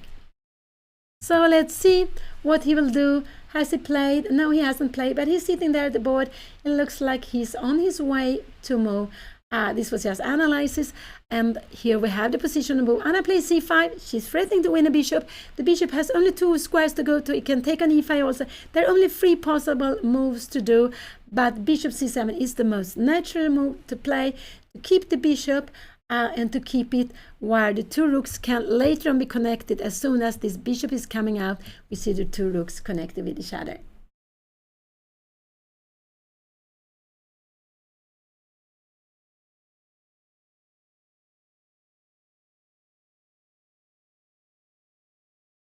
And this is the third round in the RILTON Chess Festival. Anna is having 1 point out of 2. She won the first game. She lost the second round yesterday. Her opponent is also having 1 out of 2. He lost the first game, but he won yesterday. So, and here we see Anna. They are playing, it's like a dash position. Anna is putting a pawn in her opponent's side of the board. She's putting pressure. Her plan is to go storming with the pawn b4, b5. This is what her plan is. b4, I would actually prefer to go b4, a4, and b5 to be able, if you take on b5, to be able to take back with the pawn. But this is her plan, to play like that.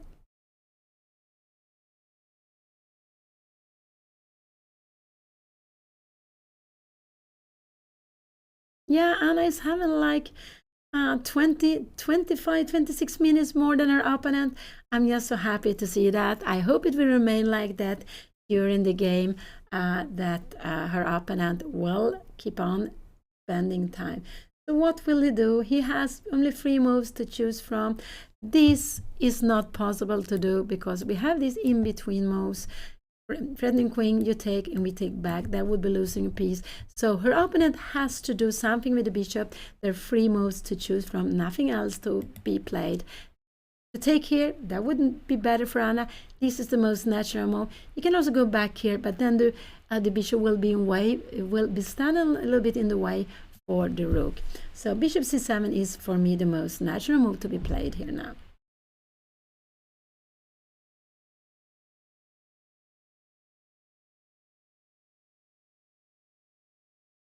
And they're playing on a digital chessboard. They're playing with digital chess clocks, so they need to have cables. So when they're moving the pieces, the board know what moves is done, and you can see it online. So that's quite very, very nice with the digital chessboard, but also with the clocks, that you know how much time they're having on the clocks.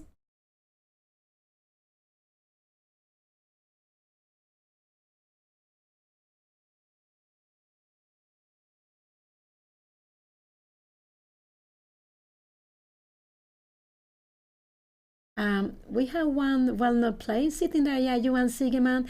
He's the one who gave name to the Siegerman tournament held in May in Malmö, Sweden. Here we see him better. He's sitting there 2 steps, I think, from Anna on the right side. Johan Siegerman. He is, yeah, he's a lawyer. He's also a chess. He loves chess too. I'm not sure his rating, 2100, something like that, I guess. And he's the one giving name to our strongest tournament. We have a very strong tournament held in May with 6, sometimes 8 players, where our strongest players is playing Nils Grandelius, and he has given name to the tournament, being the sponsor for the tournament. I think they actually have several sponsors for it, and there we can see some of the best players in the world playing. We can also see our best player, Nils Grandelius, who is among the 100 best players in the world, and we have only 1 player like now, and that is Grandelius.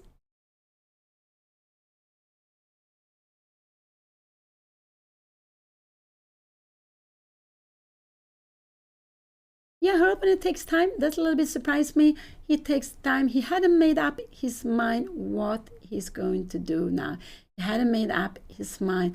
but there are only 3 moves to choose from, only 3 moves to choose from. He will absolutely grab the bishop. The question is, what will he do with the bishop?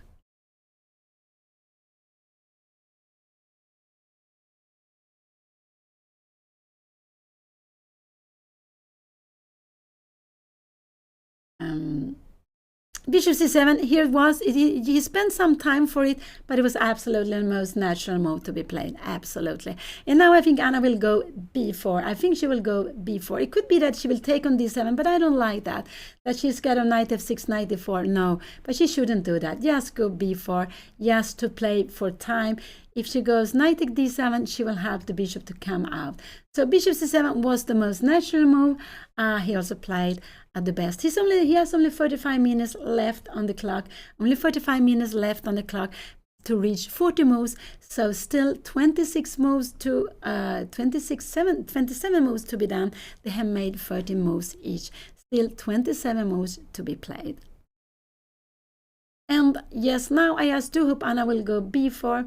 If she takes on d7, yeah, it will make it a little bit more easy for her opponent. Yes, to go b4. Could it be that Anna is concerned that her opponent will take her now? Now she can decide to play in both ways, actually. If you go something like b5, I think a4 is a very good move to be played here now. Can we break up? We have some tactics here. Wow! This was actually a little bit, this was actually a very good move to be played. So it could be that, it could be now that Anna will a little bit spend time.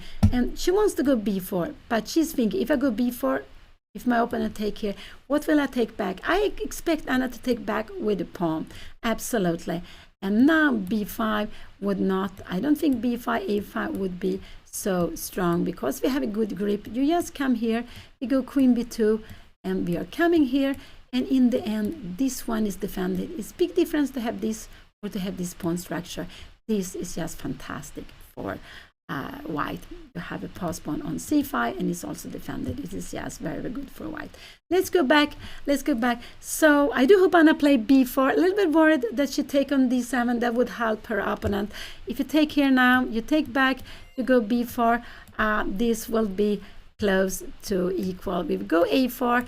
Okay, you don't go b5 because then we will have this pawn to play on.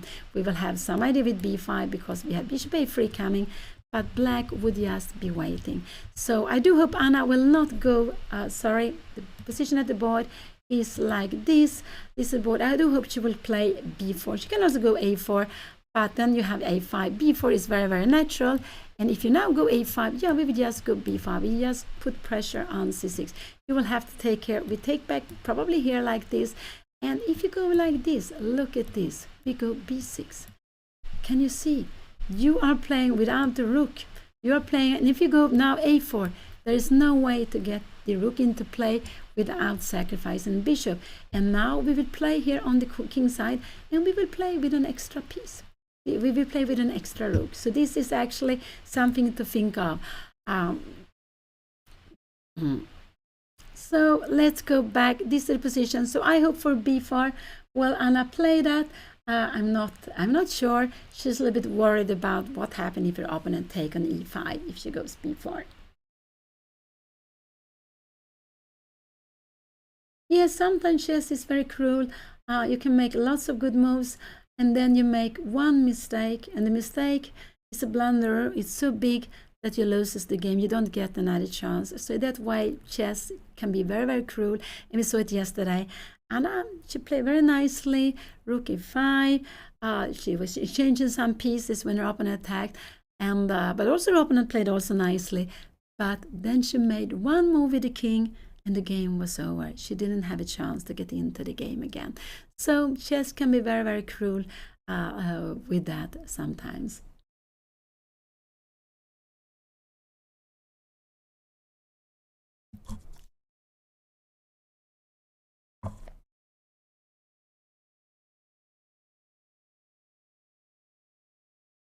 So this is the third round from RILTON under 2200. It was named RILTON ELO before. They are a little more than 150 players. I think it's 154 when I was checking before. And Anna and her opponent, they're having 1 out of 2. Anna played the first game in white. She won. She lost yesterday. with black, and today she's playing with the white pieces again, and her opponent, I think he lost with black the first round. Yesterday he won with white, and today they are facing each other.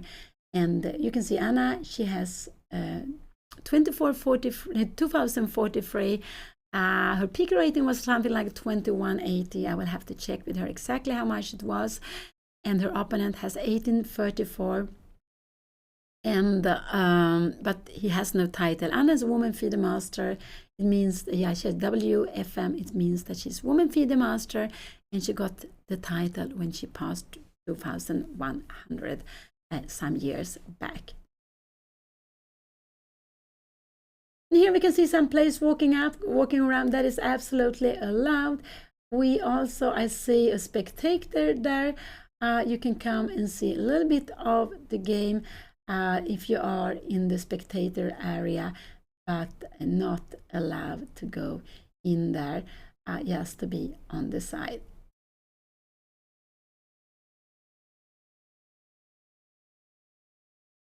So now Anna takes a little bit her time. She plays c5 quickly, and she is just deciding, will she go b4? Will she do something with her knight? Can she go something else? I don't like a4. a4 is possible, but after a4, I just think a5 is a good move to stay, and this after this will absolutely take it. So not a4. No, I don't like it.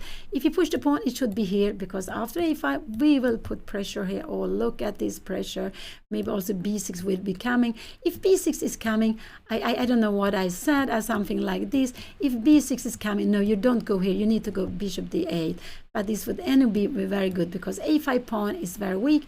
So you will manage to get the bishop out playing, but we will go after a5 pawn, moving the bishop to d2, queen e1, queen c1. So we would do like bishop d2, queen c1, queen e3, and then we would just go and pick up the pawn. So let's go back. So b4 is the move. I do hope she will play, but it could be that she is a little bit concerned of taking on e5, or maybe knight f6, knight e4, and that, but that is absolutely no problem if your opponent would play there. b4, knight f6, I would actually go a4, knight e4, and you can take, but you can also maybe bring this away here now. And how is this position? Could this actually be a6? Could this actually be just getting fine? Yeah, maybe this is getting fine now. You are getting fine. So this is absolutely not easy to know. She played b4. Now, after knight f6, I'm very curious what Anna will do. Will she go b5? I expecting him to go knight f6 or take on e5. I absolutely expect him to move the knight, either to take on e5 or knight f6. But I think we will see knight f6. Should Anna go a4? If you go knight e4, should Anna take here? But this, and now to go b5 to have this, because if you take here now, how will this position be here? We can go bishop d7. This is actually getting quite equal here now. It's a little bit more pleasant for Anna to play here, but maybe queen e8. We keep in control, but it's very blocked. I cannot see really how we're getting into the position. So this is b4 was played. What will her opponent take? I think her opponent will go, he could go a6, a4 first, but I think he will not go a5. b5 is very strong then.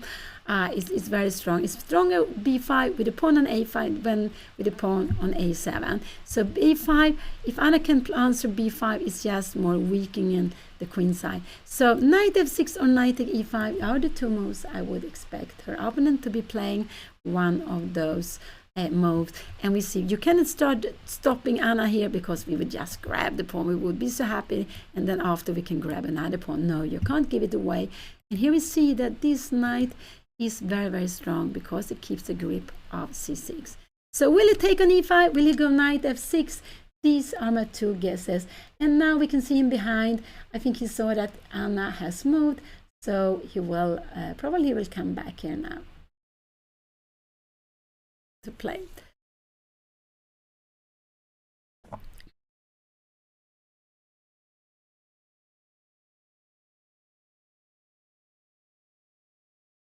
Anna lost yesterday against a player from Germany.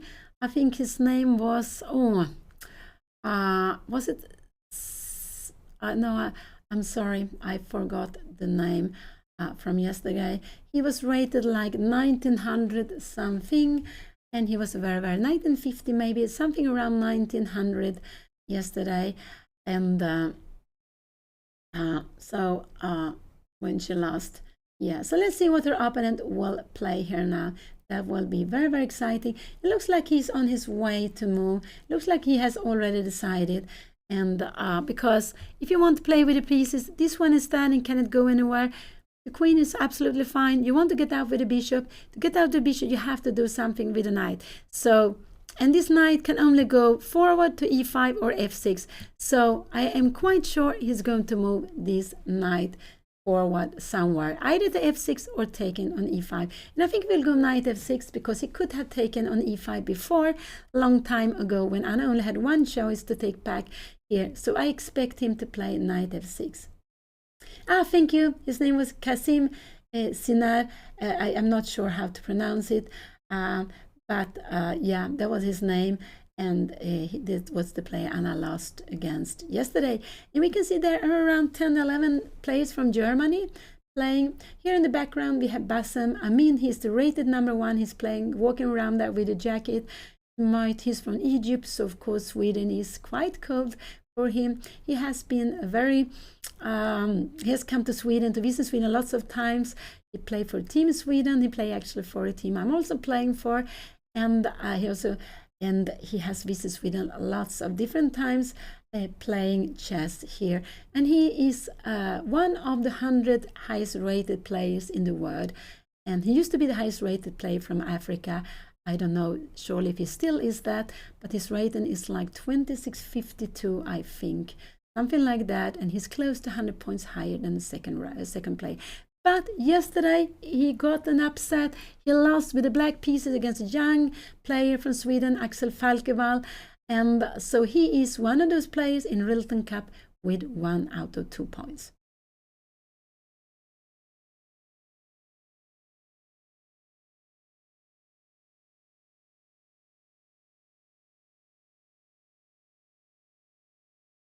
So what will he play? What is his plans? I'm happy it takes time. He has spent some 5 minutes, but he was a little bit out walking also. He has spent some time. So what will he do now? I guess with the knight. I think he will grab the knight, and I guess he will go knight f6. This is what I expect him to do, because I think it looks, this was what he did. But he can also take on e5. I cannot see any other moves to be played here now for black, because black is a bit cramped. And when you're cramped, normally you like to exchange pieces. So it could be the take on e5 and go bishop d7. That could absolutely be a very solid way of playing the game.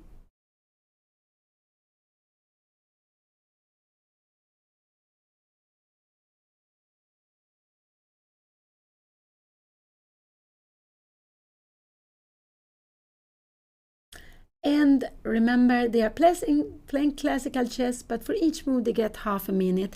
And now we can see Anna's opponent, Göran Ridnet, that he's down to 30 minutes, still has like 17 moves to play, 17 moves to make. And but he also, after each move, he will get half a minute. So even if he took an e5, and now it will be exciting. What will Anna take back with? She can take back with both. I'm not sure what is better, actually. Take with the f pawn or take with the d pawn. Both of them is absolutely fine to play. I'm just very, very excited to see what Anna will do. So he took an e5. Next move will absolutely be bishop d7. So this is what he did. He decided to take on e5, and he wants to go bishop d7 next. And Anna can take back with both. I'm not sure what is better. I'm absolutely not sure what is better to play here. I'm not sure what I would have been doing here, actually. It could be, yeah, I cannot say that. It could, how I would do here myself. Would I take with the d pawn or with the f pawn? It could actually it depends on maybe my mood at that moment. Both are absolutely fine. But they change the character of the game, actually. When you take back with the pawn, when you use the pawn, when you move the pawn, it changed the character of the game. So that is quite important. And what would I guess Anna? I guess Anna take with the f pawn. I will guess she will take with the f pawn, but both is fine.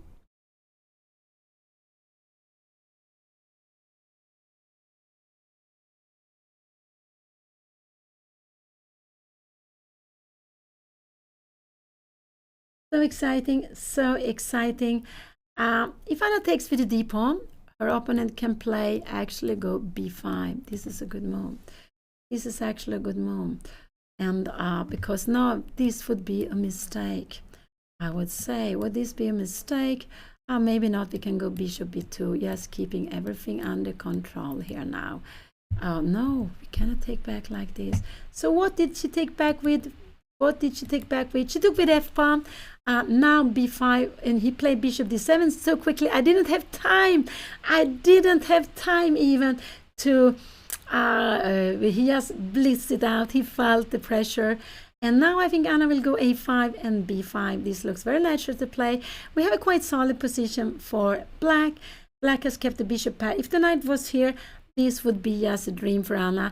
But he kept the bishop pair. That was better for him to do so. So I would go here a4 and b5. I think this is quite a natural plan to play a4 here. And here it came. Anna played it quickly. That was very good. So she's putting pressure on her opponent. Also with the clock, she has 25 minutes more than her opponent. Almost 26 minutes more than her opponent.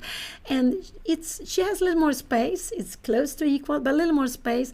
And it could be that a6 is a good move for her opponent to play. If an opponent plays a6, I'm just a little bit curious. Should we go with, why should we play the bishop? Should we go bishop d2, something like this? Or should we go, try queen c2 to start something with g4? But I'm not sure actually. So a6 is a good move to be played. Yes, to be able to open up. If her opponent doesn't go a6, Anna should go b5. Let's say we do some g5 here. Then we should absolutely go b5. Now you shouldn't do this because we can open up. Look at this. This e6 pawn will be very weak. We go a5. Wow, this e6. You will need always to have to defend this here now. Maybe now we even can bring up things on the other side. We can play on the whole side of the board. And we see that the bishop here is quite passive. But you have some plan putting the bishop on g6. So let's go back. Let's go back. So she played a4. a6 is probably maybe a good move to be played just to stop Anna from going b5. Just to if you go b5, after if you a6, you will stop. Maybe Anna will go something like did rook b1, but there will be not so many things happening here. You will need to play on the other side of the board. So it's a good way of stopping, just to also get some pieces exchanged and to exchange the a pawn. And if you if you go a6 and you can take on b5, you see this rook is passive behind the pawn, but if a6 pawn comes doesn't exist there no longer, this rook will become an active rook. So that would be a huge difference. So her opponent is spending time. We can see that he has not been playing so quickly. And this was just my analyzing. This is a position on the board. And I play a4. That was very, very natural to play here. Anna's rating is 2043. Her opponent's rating is 1834. And this is the third round in RILTON Chess Festival. Anna and her opponent, they're playing in the tournament under 2200. The players you see on the side, they are all playing in the same group. It could be that they have more points because Anna has a special board where she is sitting when she is playing. But we see that lots of games are still going on, lots of games because they've been playing like 2 hours, but for classical chess, 2 hours is not so much time. Normally the games are longer than that.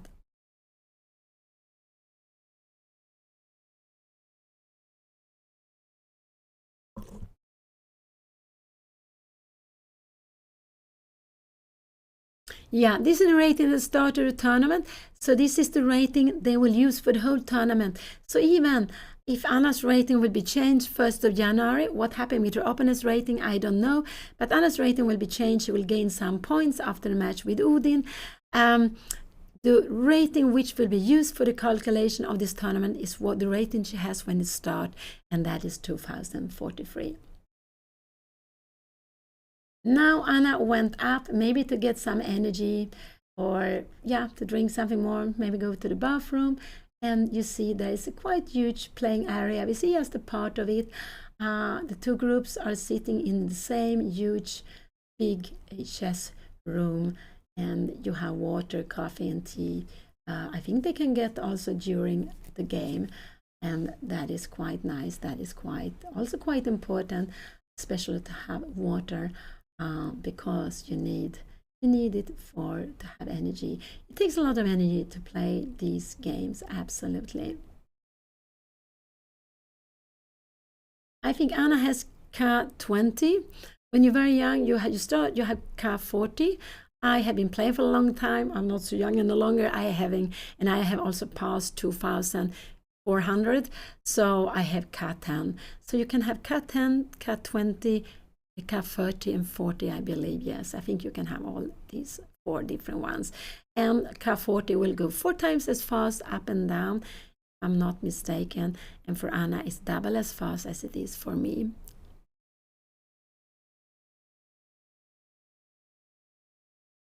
Becoming a grandmaster, you need to play against grandmasters. And you need to make norms. You need to have, I think it's 24 games. So normally it means that you need to make 3 norms in 3 different tournaments. One of these tournaments has to be an open tournament. In my youth, one of these tournaments had to be a closed tournament. The closed tournament is a round robin where all play against all, but they changed the rules. So you need to have 20, I think it's 24 games. It was like that when I was trying to become a grandmaster. I became a grandmaster in 92, some time back.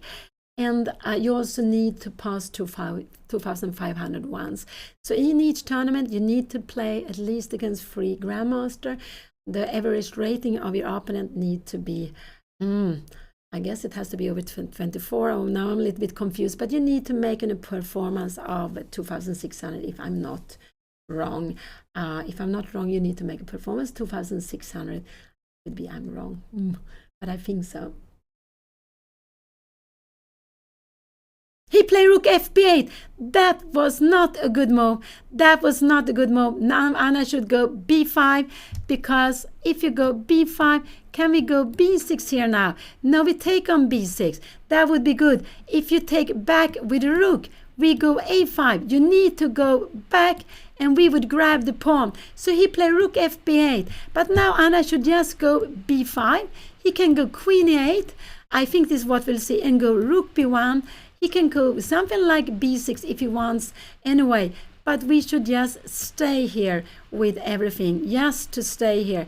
If you take on B5, we will actually play this in-between move. This is just a very beautiful in-between move, and look, we'll get a huge pass pawn here. We could maybe play some tactics, but just take back here, and we are so happy. This is a huge pass pawn, and look at this. Bishop is not coming out. Okay, maybe you need to do some A6. We will go Bishop D6, and we are having a fantastic position with a huge pass pawn on C6. Let's go back. He played Rook FB8. He wants to play with the B pawn, but that's why Anna should go B5 immediately, so he doesn't have time to play with the B pawn. And I think the idea, he go with Rook FB8, because after B5, I think he will go Queen E8 to put more pressure here. And now Anna can defend it, but Rook B1 is a good way to defend it. If you take here, wow, we'll be so happy. This tandem is very strong. And these pieces, this tandem they are on the first square, which means that these pieces are very active. Why? All these pieces have lots of squares to play on. He played it quite quickly. Let's see if Anna will play. It looks like she was on her way to play. She has been spending some time, but she has anyway more than double as much time as her opponent. She has 53 minutes. And this is the round number 3 in RILTON Chess Festival. So I do hope Anna will go B5. I really do hope she will go B5. Her opponent will absolutely not take, but I guess he will go and put more pressure here. So B5, Queen E8, Rook B1, and B6. And after a move like this, we can go bishop a3. We can even start making things here now. If you're taking here now, we will start some activities here. If you go g6, wow, maybe we will start to bring in something here, but we will get absolutely fine position. As soon as you take here, we will grab it back.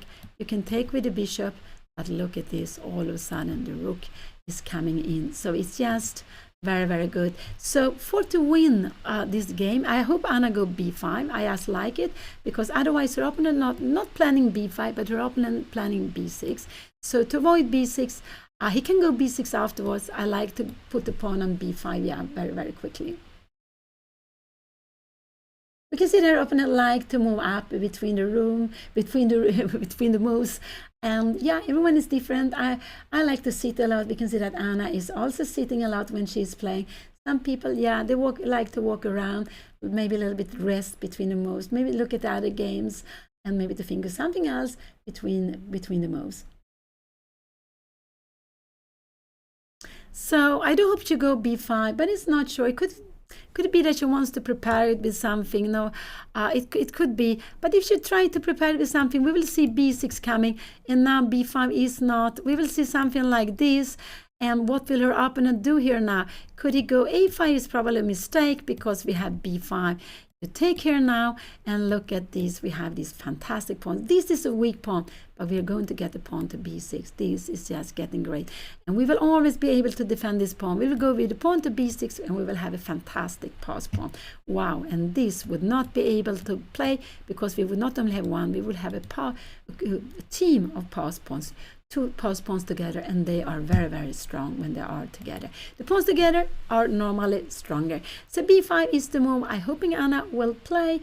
Will she do that? It's not sure. It's not at all sure. Could she start some other activities? It could be possible, but I think she should wait with that, not yet. And I just like Anna go b5 here when she is allowed.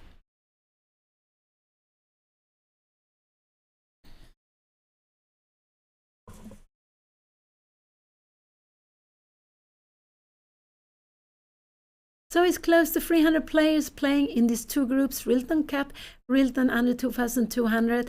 There will be lots of players playing on the 2nd of January, playing under 1800. And on the 1st of January, there's a Blitz tournament. Anyone who wants to play can join. So if you're interested, go and look at the homepage for the tournament, or for Stockholm Chess Federation, or for the Swedish Chess Federation. So there's also going to be a Blitz tournament. And I don't think it will be so early, because people like to sleep in the morning on the 1st of January, of course.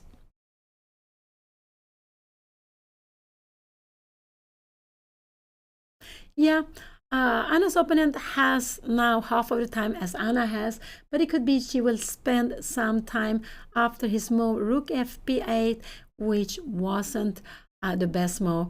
But I do hope Anna will go b5. Then if Anna goes b5, I think he will go queen a8, and this is the reason why he played like this.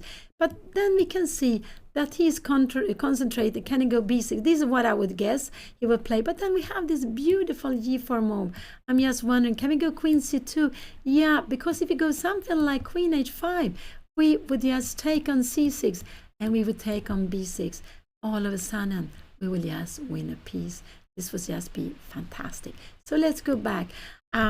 So this is also the way sometimes to win a game is not sometimes enough just to put pressure on one side. You need to put pressure on two places. On not only one side of the board, maybe on both sides of the board, or on different places. So the opponent is defending very, very much. We can see if her opponent will put queen 8, the pieces are all here, more center, queen side, and then maybe Anna should make something on the other side. But of course, these things are not easy to see and understand. But that is actually something very important to remember, to attack on more than one place. If you can't get the attack to work, yesterday it worked for Anna's opponent, the attack worked, and he went through, he crashed through Anna's position. But if it doesn't work, yeah, maybe you need to open up another line to attack also there.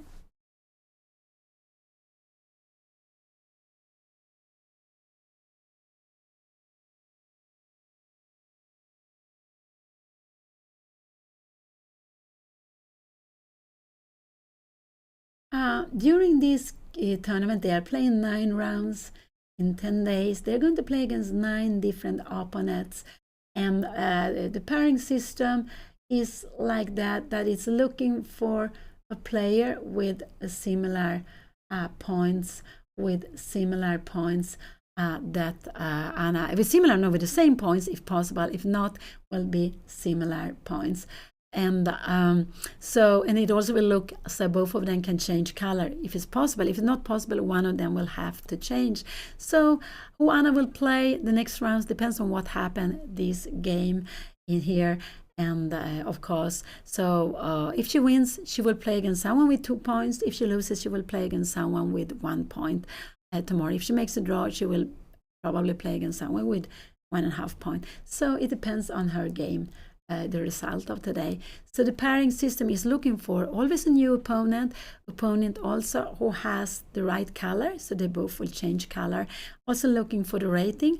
If Anna is on the upper half, if let's say there are 20 players with the same points, and if Anna is one of the 10 first, she will play against someone on the 10 last boards, 10 last numbers in this group. So there are a lot of rules for the pairing system. Long time ago, Queen e7 was played, and the idea was actually to be able to take on e5 with a knight without there being a fork. So that's why he played first Queen f6 and after Queen e7. I think we can see Anna's opponents behind there. He's waiting for Anna to move, but he likes to walk around a little bit relaxed from the game. I just hope Anna will not spend too much time, but I hope she will go b5. That will be very exciting if she will go b5.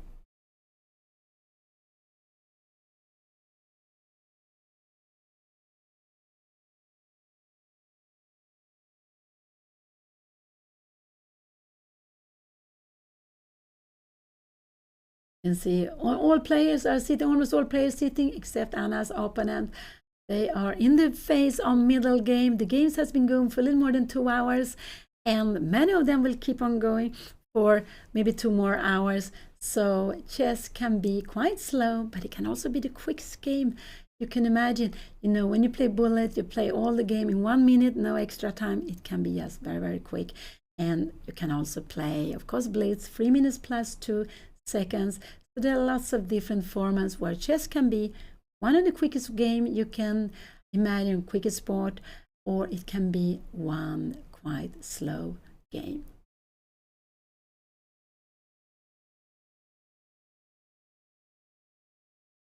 Yeah, her opponent is planning b6, and this is why I want Anna to go. He's not planning b5. He's absolutely not planning b5, but he's planning b6. This is what he wants to do. And with b5, remember, b6 would not be possible because we take it. And okay, yeah, take it like this. And we can take here, now you have rook. No, actually, maybe in this way, maybe we should go a5 first here. You're moving away the bishop somewhere. We're coming here. You go rook e8, and we have bishop a3. You have to move it somewhere, I don't know where, and we go bishop b5. If you try to kick us, yeah, we go bishop a4, and we just keep this position. We will keep the pawn, and you can never play a move like this because we would actually take on d7 and have a double threat. So let's go back this very, very far away. So I would love Anna to go b5. This is absolutely the move I would love her to play. She's a little bit hesitating. She knows her opponent wants to play on the queen side. And she knows her opponent wants to go b6. And she knows if she goes b5, her opponent will not go b6, but he will plan it, maybe with queen 8, maybe with something else. I'm not sure how he's going to do that, but it could be a way for him to play it. b5, could it also be that he wants to go queen 8 to get out here? But then maybe I don't know if he can go bishop d2, yes, to keep everything, just to avoid bishop a5 coming out, bothering us. But actually, I'm not sure that this bishop is doing so much there. We could maybe also go make a move like queen c2 when we are actually playing g4 to be played. So let's see, here we have the position. It's Anna to move. She's taking some time. Now 43, she has been planning. She has been spending 10 minutes or maybe close to 10 minutes, at least 7-8 minutes here for this last move. Rook f8 was a surprising move, but he's showing he wants to play on the queen side. He really wants to play on queen side. He's not going to do anything on the king side. He wants to open up the queen side with b6 and take on c5. This is what he's planning.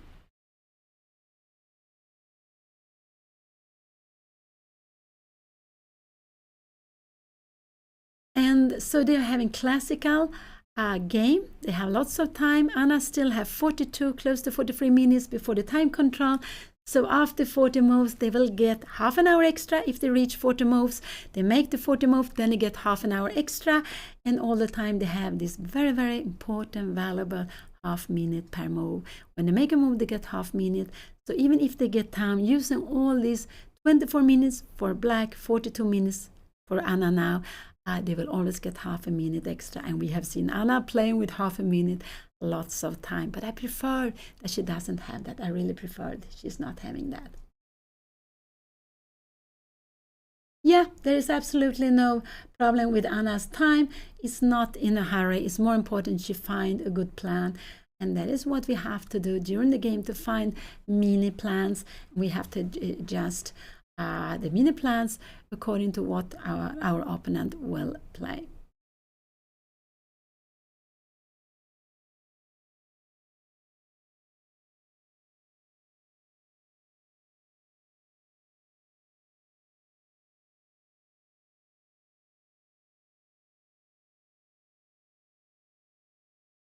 So she has been spending some 10 minutes. That's absolutely fine. That's absolutely fine. And I'm sure Anna said that b5, b6 doesn't work, but she's thinking, what will she do after a move like this? And remember, b5, queen e8, rook b1, a6 is not a good move because we will take here. Maybe we will go a5. Maybe we can also go b6. I'm not sure. Maybe b6 is a better way to play because you are very, very here. We will just bring in. Maybe we can even go g4 directly. Maybe even g4 could be a possibility. Play and go rook g2, and we will have open up files, but maybe not to be in such a hurry because rook f8, queen h5, and rook f8 might be coming. So let's go back. Let's go back. Actually, in a position like this, we have here, and we are having some frets here after rook f7.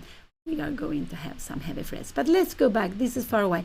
As Anna played, what did she do?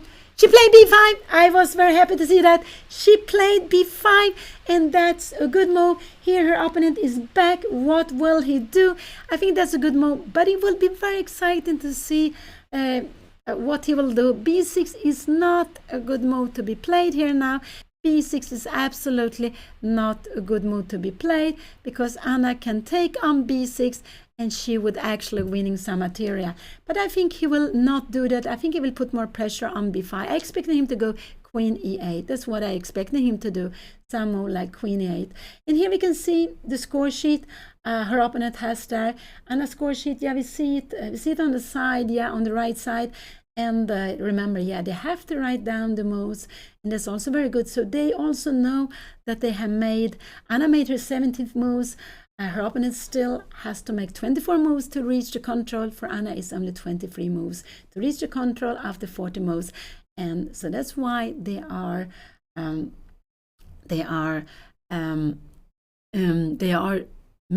writing down the score sheet. Is an old tradition we have since long, that we have to write the score sheets. In the old times, it was also for to keep the games, to make the bulletin. It was absolutely also for that.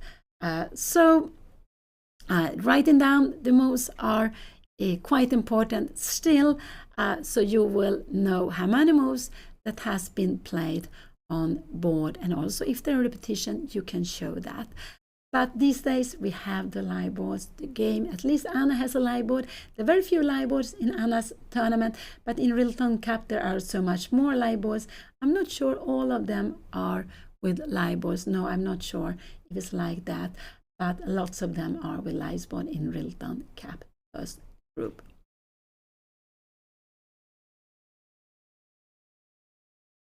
So now they're both sitting there, both very well, very focused. We can see how much time Anna takes, how much time Anna takes, how focused she is. She has gone up some few times, but otherwise she likes to sit at the board and to concentrate, to think of the plans. And that is very good to do if you have the energy to think, now, if my opponent makes a move, what will I play? He's absolutely calculating, taking on b5, he's calculating b6, but he's also calculating in slow-mo. And I would expect him, he played bishop d8. So this was a fine move to be played, yeah. He was a little scared that bishop b6 will be coming. And now when this move is played, I would actually, maybe I would like Anna to go queen c2, yes, to start to go some g5 afterwards. Maybe rook a2 is a good move, yes, to bring it over here. So he played bishop d8. He was a little bit scared of b6 coming. So his plan is b6 maybe. Could it be? I'm just wondering, if I make a slow move like this, can we go b6 here now? Yeah, can we do that? I'm just wondering, can we take on b6 here now? No, you have this move in between. So he is planning b6. This is what he's planning. So if you make a slow move like this, b6, we can take here. You take here, and we take back here now. What are you going to do? If you take with the rook, yes, we have a5. We have a5. And if you make something like queen b4 here now, we have rook c2. And in the end, we see that this rook has to move, and then we will grab the bishop. This would be, yes, winning for us. What did Anna do? What did she play? She played bishop a3. She played bishop a3. So now she is stopping bishop g5. She's stopping b6. b6 is not possible to be coming. She will absolutely just grab it. She's actually maybe having a plan of going a5. But I think her opponent will move the queen. If her opponent let's see, we make a slow-mo. Maybe we will go a5 here now. And if you take here now, we have c6. I wonder, can we go a5 here now? Well, let's see, we go bishop e8. Can we play something like this? No, you take here now. And how is this? This will probably fine for our opponent. You don't have any square to enter, but maybe we go bishop c7, queen d8, rook fb1, queen d8, and we will actually be able to put the rook on b7. Because if you take, yeah, we get a huge pass pawn. This would be just a dream. Maybe bishop a6. I'm not sure what is better, but we will just keep this extra, put this pawn on b7, and it would be huge. So Anna played bishop a3. She played it quite quickly. It was absolute fine move to be played. Absolutely. Maybe, but I think her opponent will move the queen. And where will he move the queen? It could be queen e8. Actually, it could be that he wants to do some activities here. Maybe he wants to go here, but I'm not sure what the rook is doing, or the queen is doing here. We can go some rook f3, and if you're coming bishop g5, you might even get a little bit into problems here. We can even go something queen c2, and yeah, what they're going to do with your rook. Are you going to try to break up here now? This could be, yes, a little bit scary here now, and I'm just wondering if we can make some things here out of this. Now maybe this is still fine, but it's a little bit scary to put up the pieces there. So let's see what he will play. I think he will move the queen, but if you move in the queen, yeah, queen 8 could be a possibility. Queen 8 could be a possibility, but of the queen 8, let's see, we go rook b1. This is never possible, because we would grab it, you take it here. No, it's not open to find. I'm a little bit blind, but after a move like b6 here now, maybe we can go g4. You cannot take here now, because we have this idea, and we have rook f8. We have rook f8, and it's a little bit playing on the board. So she played bishop a3. She is stopping her opponent from going b6. She is stopping her opponent from going b6. This will be very exciting. I think he will move the queen. This is what I think he will do. But of course he doesn't have to do it. Can he go something like a6? That could absolutely be possible. Then Anna can take on a6. This is absolutely fine. And to go a5, she keeps the pawn on a6. This isn't a weakness. You're coming here now, and we can go rook a b1. And after position like this, let's say you go queen c7, you want to get in. No, now we have rook b6, and if you are standing here now, we will just put pressure. We would just dream of you taking this. We take with the c pawn, getting a big c pawn, and this, look at this bishop is not playing there, play on the dark squares like this. But let's go back. So bishop a3, her plan is to stop black from going b6. This is her plan, also to keep a better grip of c5 square. And we see that if her opponent play queen a8, it could be that later on Anna can go g4, try to open up the g5, f5, and then have some tricks with the rook to f8, absolutely, if her opponent go b6.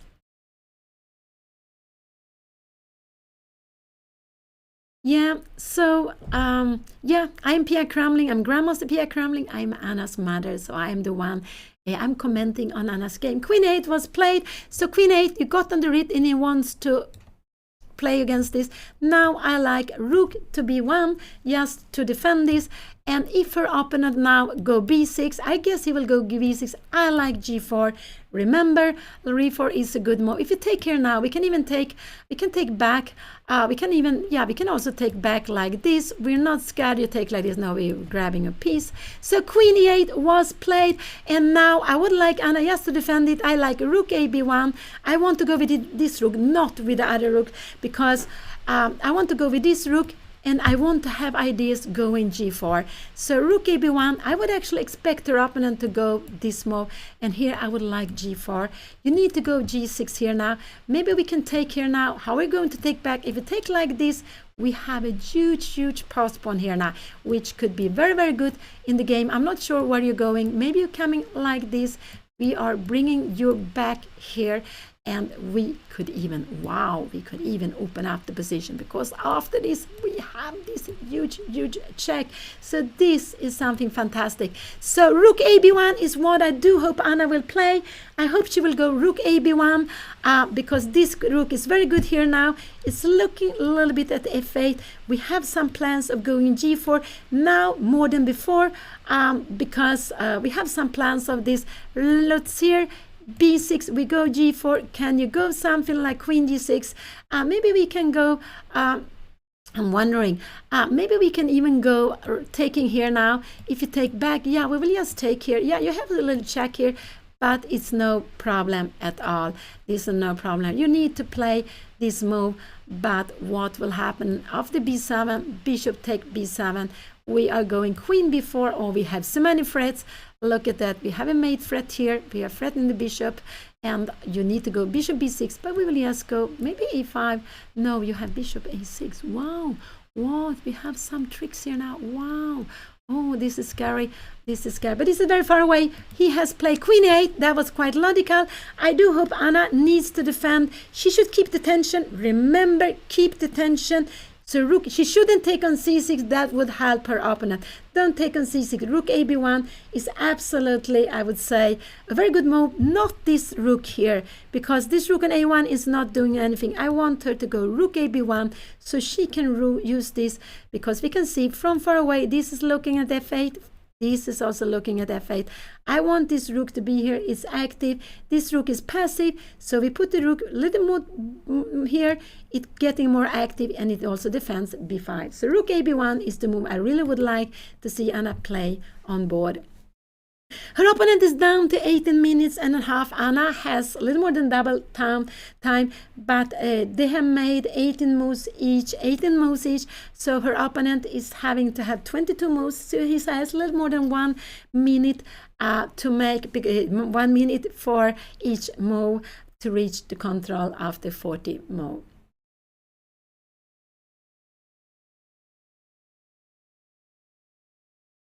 And so we can see this Rook is passive here. It doesn't do anything. This Rook could be, if it could blow up, the position could be very active. So this is the right move to bring here. Don't take away the tension. That would absolutely make it, I would say it would be, yes, very, very equal. This pawn would become maybe a little bit weak. a5, we would go a6 here. And now all of a sudden, black would be fine, because this would be defended all the time. Black would be absolutely equal. It would be equal position, but black would be very happy. So don't take on c6. You're not allowed to take on c6. Anna play rook ab1. I'm so happy to see it on the board. This was the best move. It was also a very natural move. We keep the tension. Remember this. Her opponent played bishop g5. He played bishop g5. He wants to put some pressure on e3. Anna can go queen e1. She can go rook f3. She can make lots of moves. But I expect Anna to go rook f3, but queen e1 is also a good move to be played here now. And is her opponent then going to go some queen h5 here? It could be. And then we have rook f3. If you're coming here now, we will just maybe move away the queen somewhere. I'm not sure where is better. Maybe this would not be the best square.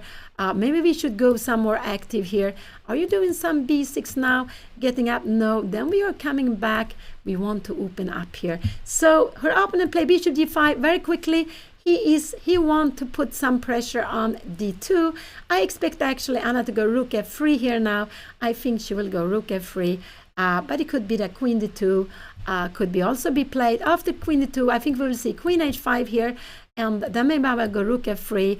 And maybe a move to rook back here now. It could be absolutely played in this position. This could absolutely be played here now. And now we could see all of a sudden things are happening here. Her opponent, should be careful with this move. This could be scary. Look at this king. Look at this queen. Where is this queen going? No, you have queen take d4. We have to be careful with this. Here we have a threat, the queen take d4. But this is far away.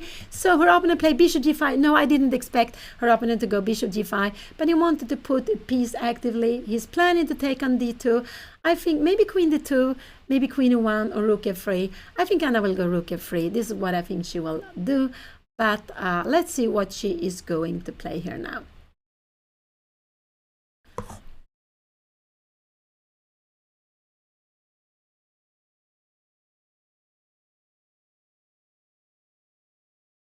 I'm wondering, can we go something like this? Queen h5 here now. Can we go maybe queen d3? How is this? You can put pressure here, but we go maybe rook f3. Do we go rook f3 here now, or is it getting? No, we have this. Careful, and we have a fork. We always have to be very, very careful with everything. This would absolutely be losing the game. Not losing, but very bad. So no, we have to be careful with everything. So her opponent wants to create some activity. I thought her opponent was planning b6. No, her opponent wants to a little bit get Anna to defend here on the other side. So he put the pieces, he rook on b8, but just to get the rooks connected. He's not going to touch the pawns, I think, on queen side. I think the next move he's going to do is to move the queen up to the king side. So what will Anna do? Queen f3, I'm guessing. Could be bishop, queen d2. I don't think Anna will go bishop e2. But okay, yeah, bishop e2 is a way of avoiding the queen coming here. Could queen g6 be a move to be played? Absolutely. Rook f3. And we're bringing the rook here now. And I'm just wondering here. If you go b6, you can always go a6. But if we would block, everything will go here. So I don't think you want really to do that. We can keep on. Maybe we go rook f3 here now. We can also make a move like pinning. Try to get some activities, and we will try to push the pawn with g4 in some moment. We will try to push it, but then we like the bishop to be on d3. So bishop g5. Yeah, it surprised me a little bit, but it's an active move. It's actually having a direct threat, winning a pawn, and that would make the position very good for black. We are not allowed, white is not allowed to give that pawn. Absolutely not.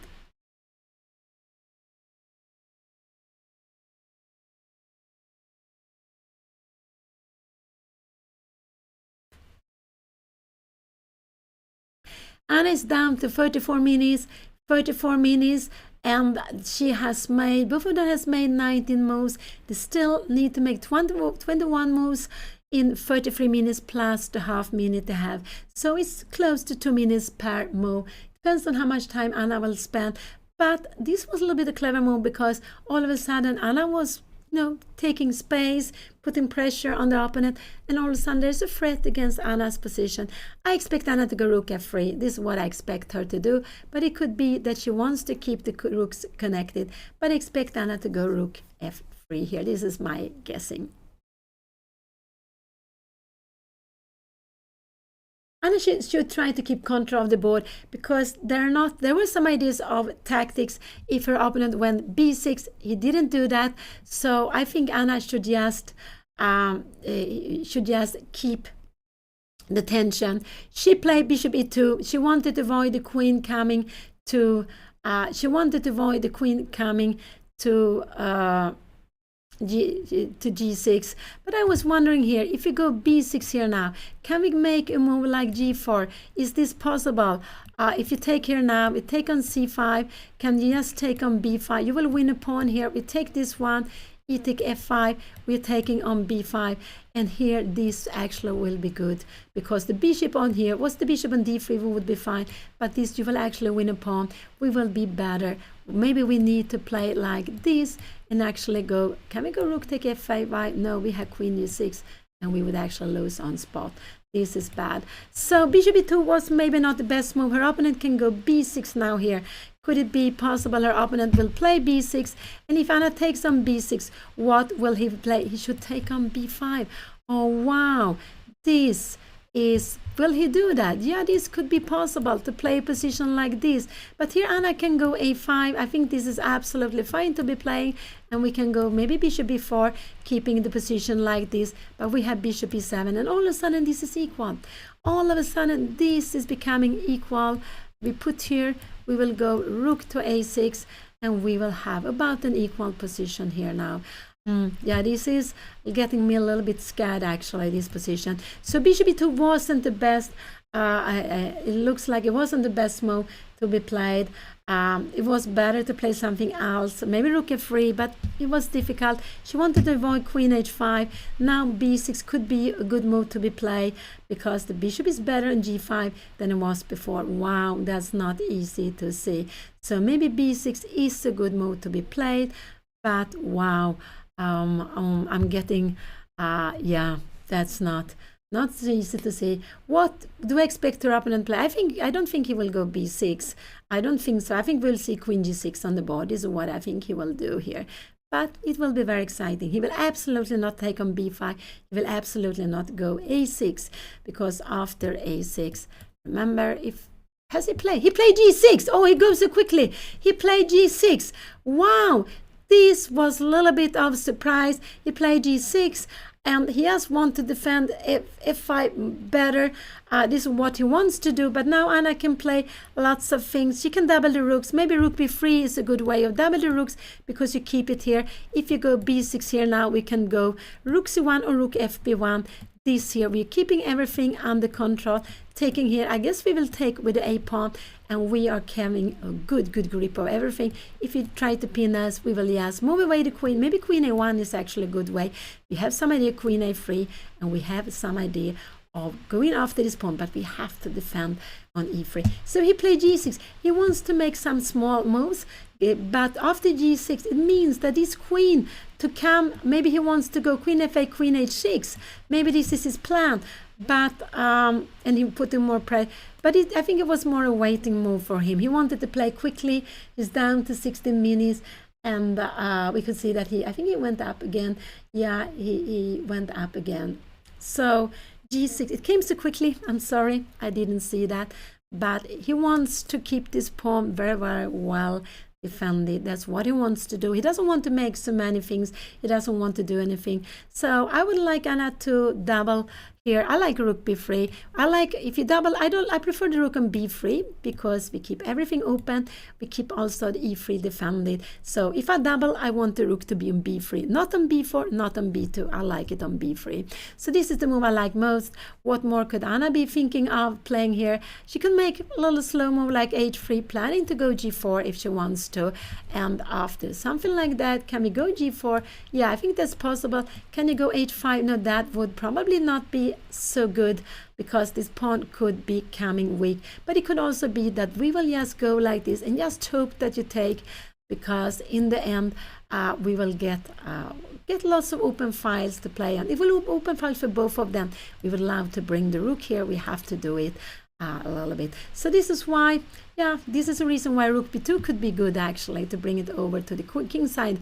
But I would probably go rook b3. But okay, rook b2 could also be a way to bringing it if you have some plans playing on the king side. So let's see, what will Anna play? It's not c6. She shouldn't take on c6. She shouldn't go b6. She should just keep the tension and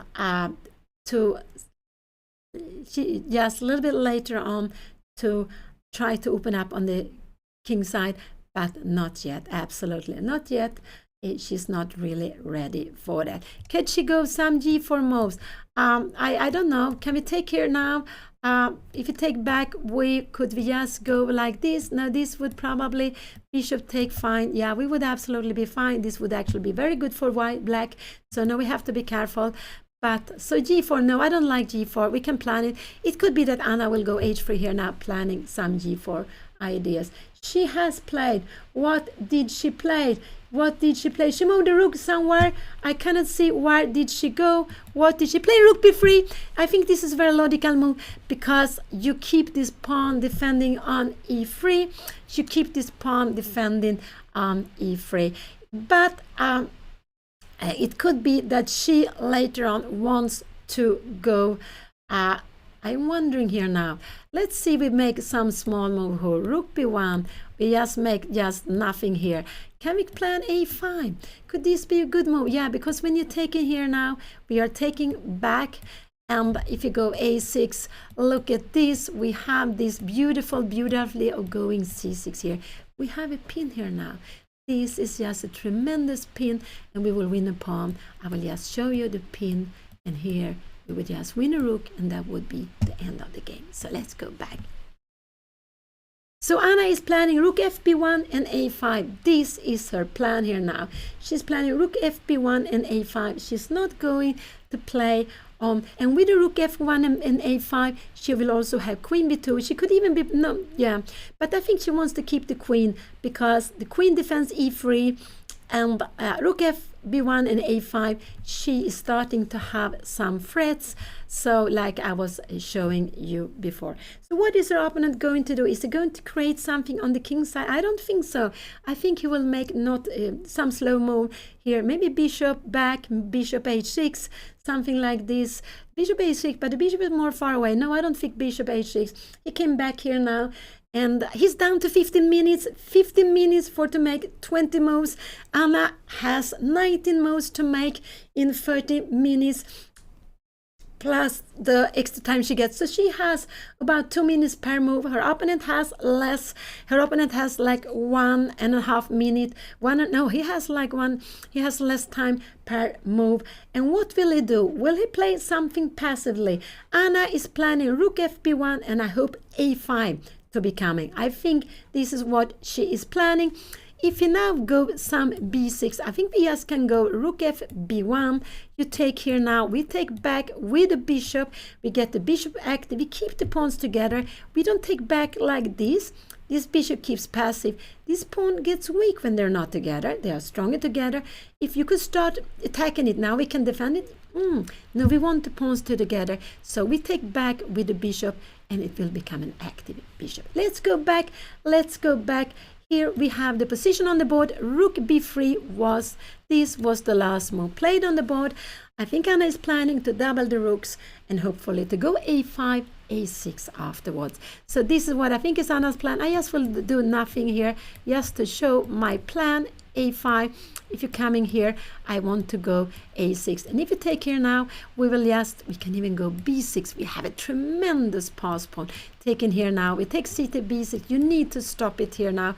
We go bishop c5, and then maybe you play something like that, but we will just go rook a1. We will go and grab this pawn, and the rook is not a good blockade of a pass pawn. The best blockade of a pass pawn is a knight. We don't have any knights here, so if any piece has to blockade a pass pawn, it has to be a bishop.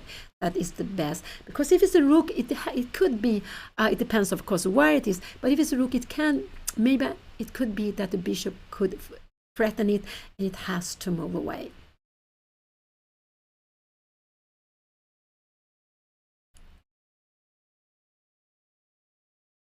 Will he go h5? Yeah, h5 could be possible to take some space on the king side, stopping Anna from going anything like a g4. Anna will absolutely, I mean, next move, I cannot expect anything else than rook fb1. But after that, I'm very curious to see what Anna is going to do. But it depends on what he will do. Will he go b6 now, already now, before Anna will play something? Or will he play something very, very slowly here now, not knowing really what to do? Could he go maybe something like this? And if Anna go rook fb1 to move the rook back, planning some f4, can we go a5? Can we try to go some f4? We're taking here. If you take with the bishop, we could even, what is this? We have this beautiful tactics. Look at this. And we have this. Look at the bishop. Wow, this is just winning. You move away, we take here. And after that, we can go bishop d6. Now we go bishop f8. You need to take it like this. And we go, probably we just bring it up here. This is very, very fine. This is fantastic with the pass pawn on b7. So let's see what will he play. He has played already. What he played king to g7. He played king to g7, but I think the king is worse on g7. I think the king is better where it was before, because now rook fb1 will absolutely be played. Why did he go king g7? I think he's just a little bit waiting for Anna to do something. But look at this. Now I know these pawns are in the way, but it's actually standing on the same diagonal as the queen. I know they are in the way. There's not easy to get away with them. But it's just a very surprising move. But he wants just to do, just to play, not so much, just to a little bit of waiting here, a little bit of waiting. It could also be that if Anna go g3, he wants to go h5 to try to play something here on the king side. It could be like this. So after, if Anna go here, maybe we try to go h4 to open up here now. So maybe then Anna should actually go g4. I don't know if you can go f4, or this would be just good for her. In a position like this, we would actually now all of a sudden with all the pieces here, we would open up on the king side instead. Let's go back. This is a position, rook fb1. Everything else would surprise me, because I think it's very logical. I think this king is not better on g7 than it was on g8. I think it was better on g8 than on g7.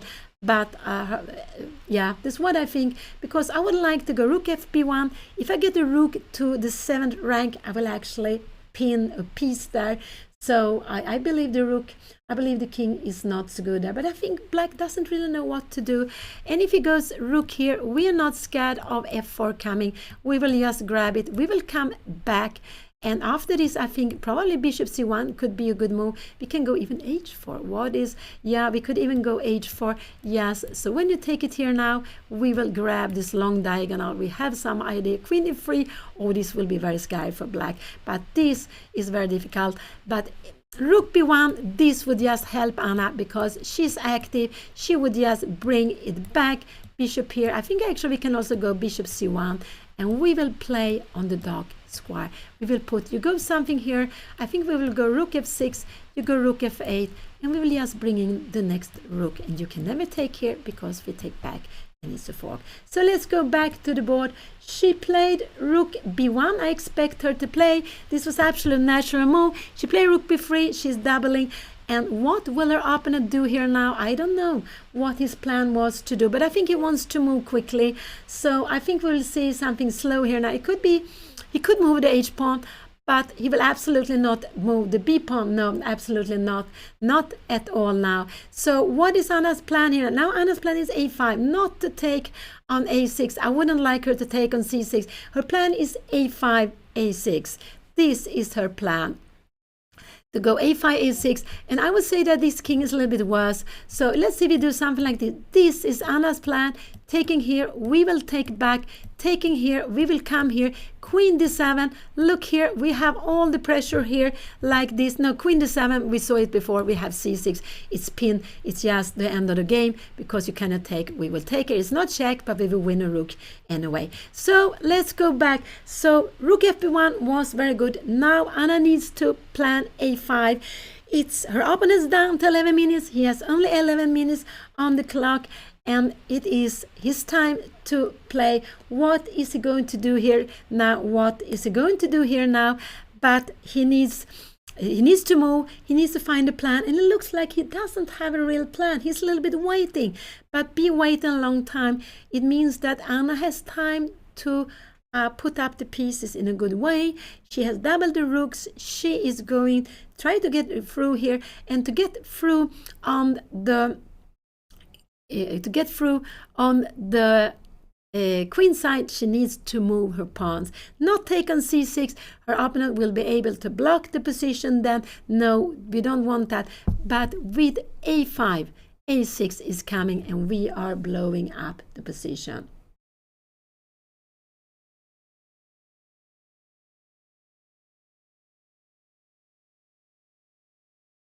So we cannot see the clocks. We see the clocks from this side. We see the back side of the clock. But the digital clocks, I'm so happy that we play with them. They have been playing since, I guess, mid-90s. I remember in Sweden, we kept on playing. We started playing with the digital clocks, but for some reason, I still don't know why, they kept playing in the traditional way without extra time. But having this extra time is so important. So we can see that Anna's opponent has only 10 minutes on the clock. Only 10 minutes on the clock, but he will get at least half minute extra for every move that he is going to do. And he is struggling to find a plan. He's a little bit waiting for Anna to see what she's doing, but it means that Anna gets all the time to do anything. Could he go maybe bishop d8? Could this be a move? Then Anna should go a5. Remember, after a6 is not possible because now it's a pin. So after a5, he will absolutely not go here. After a move like, so let's see, bishop d8. No, he will not go back. He was on d8. He came up here. I think he wants to keep the bishop on g5 to threaten e3. So it could be that he will make a passing move. Could it be that he will move away the rook here? Maybe this could be a move here. Rook c8, he has to put him where the queen is here. Can we go a5 now? This could actually be, could this be something scary to be playing? Yeah, this would be a mistake. Yeah, but you will play here, and we will go rook c7.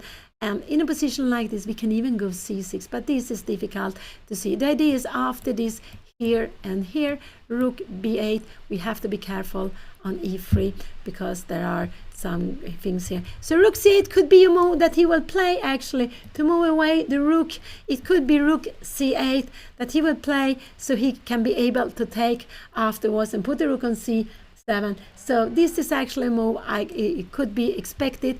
Can he come here now? I'm just wondering, after a move like this, bishop takes, we can even play like this.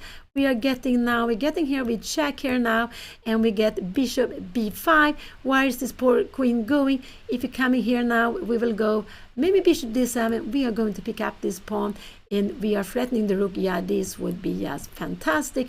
Where is the king going? And we can all of a sudden, it has to go in here now, and we bring a pawn further. This would just be fantastic, really, really fantastic. Playing, even if we have exchanged less, the bishop are so strong, really so strong. So let's go back. Here is the position we have on the board. He's down to 7 minutes. He's getting, yeah, he looks a little bit nervous, I would say. He doesn't have so much time. And even 7 minutes, for some players, there's lots of time. For me, it's not lots of time at all. I would be very stressed with the time because he still has 19 moves to make. He still has lots of moves to make before reaching the control. When he at least can pause, he will get half an hour extra. But it's also not only pressure on the clock, it's pressure on the board. Anna has doubled the rooks. She has a plan. I do hope her plan is to go a5, a6, breaking up the position, not to take on c6. And let's see if she will manage if she will play this plan. I would love her to play a5, a6. She needs to open up on the queen side. If she cannot open up on the queen side, her opponent will be able to defend the queen side. So don't take on c6 too quickly. Don't take on c6 too quickly. It has been very good to keeping the tension there. In Anna's tournament, there is no grandmaster. I don't think there's an IM either playing there. There are some players with different titles. I think there are some FIDE master. I'm not sure. I think so. But I don't think there are any international master in the tournament Anna plays. I think they are all playing in the highest group. But there are players with different titles. Anna has woman WFM. She's a woman FIDE master, and you can be candidate master, FIDE master, you can be international master, grandmaster. There are some other titles too, I believe. And so when I was kid, we could only be international master and grandmaster. Then the FIDE master title come, and there, of course, there were also the titles for the women, which has been which you have had during some long time, a way to encourage women in chess. That's why they were created, the woman grandmaster title, the woman international master title, and later on now we also have woman FIDE master title and woman candidate title. All titles in an open class we also have in the woman class. And here we see her opponent, Göran Rydén, is down to 5 minutes. He is on pressure. He's under pressure. What will he do? He doesn't really know what to do, but he knows that Anna wants to bring down her rooks there. She wants to bring down the rooks. She wants to open up, but she needs to play a5. Is he going to touch his a pawn? He will not dare to touch his b pawn. I'm quite sure he's never going to touch his b pawn, not at all. But he will. So what is he going to do? He will keep the bishop on e5. I think so, because he wants to have at least one threat against e3. He wants absolutely to have a threat against e3, to have some kind of counter play. So this is actually the only very active pieces is had, because you see this bishop is hitting the wall here, hitting the pawns. This queen is standing here behind. It cannot go somewhere else. It's not very active. The rook are standing behind the pawns. They're also standing defending the position. So he has only this bishop active, I would say, only one piece active, while Anna has all her pieces are quite active. This is active from behind. Okay, maybe defending b5, but it's a piece that we can get to use later on. With a5, it can come back. So all her pieces are working better. They're more active, absolutely much more active than Black's pieces are. He's down to 4 minutes and he doesn't know what to do. He is struggling to find a plan, to know what to do. Could queen c8 be a move for him to play? a5 is coming here now. Can he take here now? We will take back. Can he go bishop c6? But in a position like this, a6 would be a good move. And we have b6 here now. Can we take on c6? Maybe then this, and we take here. Maybe he would absolutely be fine. We have some threats here now. But we are coming down to the 7th rank with check. This would absolutely be fine for Anna, absolutely be good. I'm not sure really how is the best way of playing it. But let's go back to the board. Let's go back to the board. Has he played? No, he hasn't played. He is still thinking. He's down to 3 minutes. Only 3 minutes on the clock. That is not much time. But he is just struggling to find a plan. He's struggling to find a plan. And so Queen c8 was played finally on the board. Queen c8, and I think that was, yeah, it was quite a clever move to be played. I expect Anna, she can go queen b2, but I'm expecting Anna to go a5. I expecting her to go a5 here now.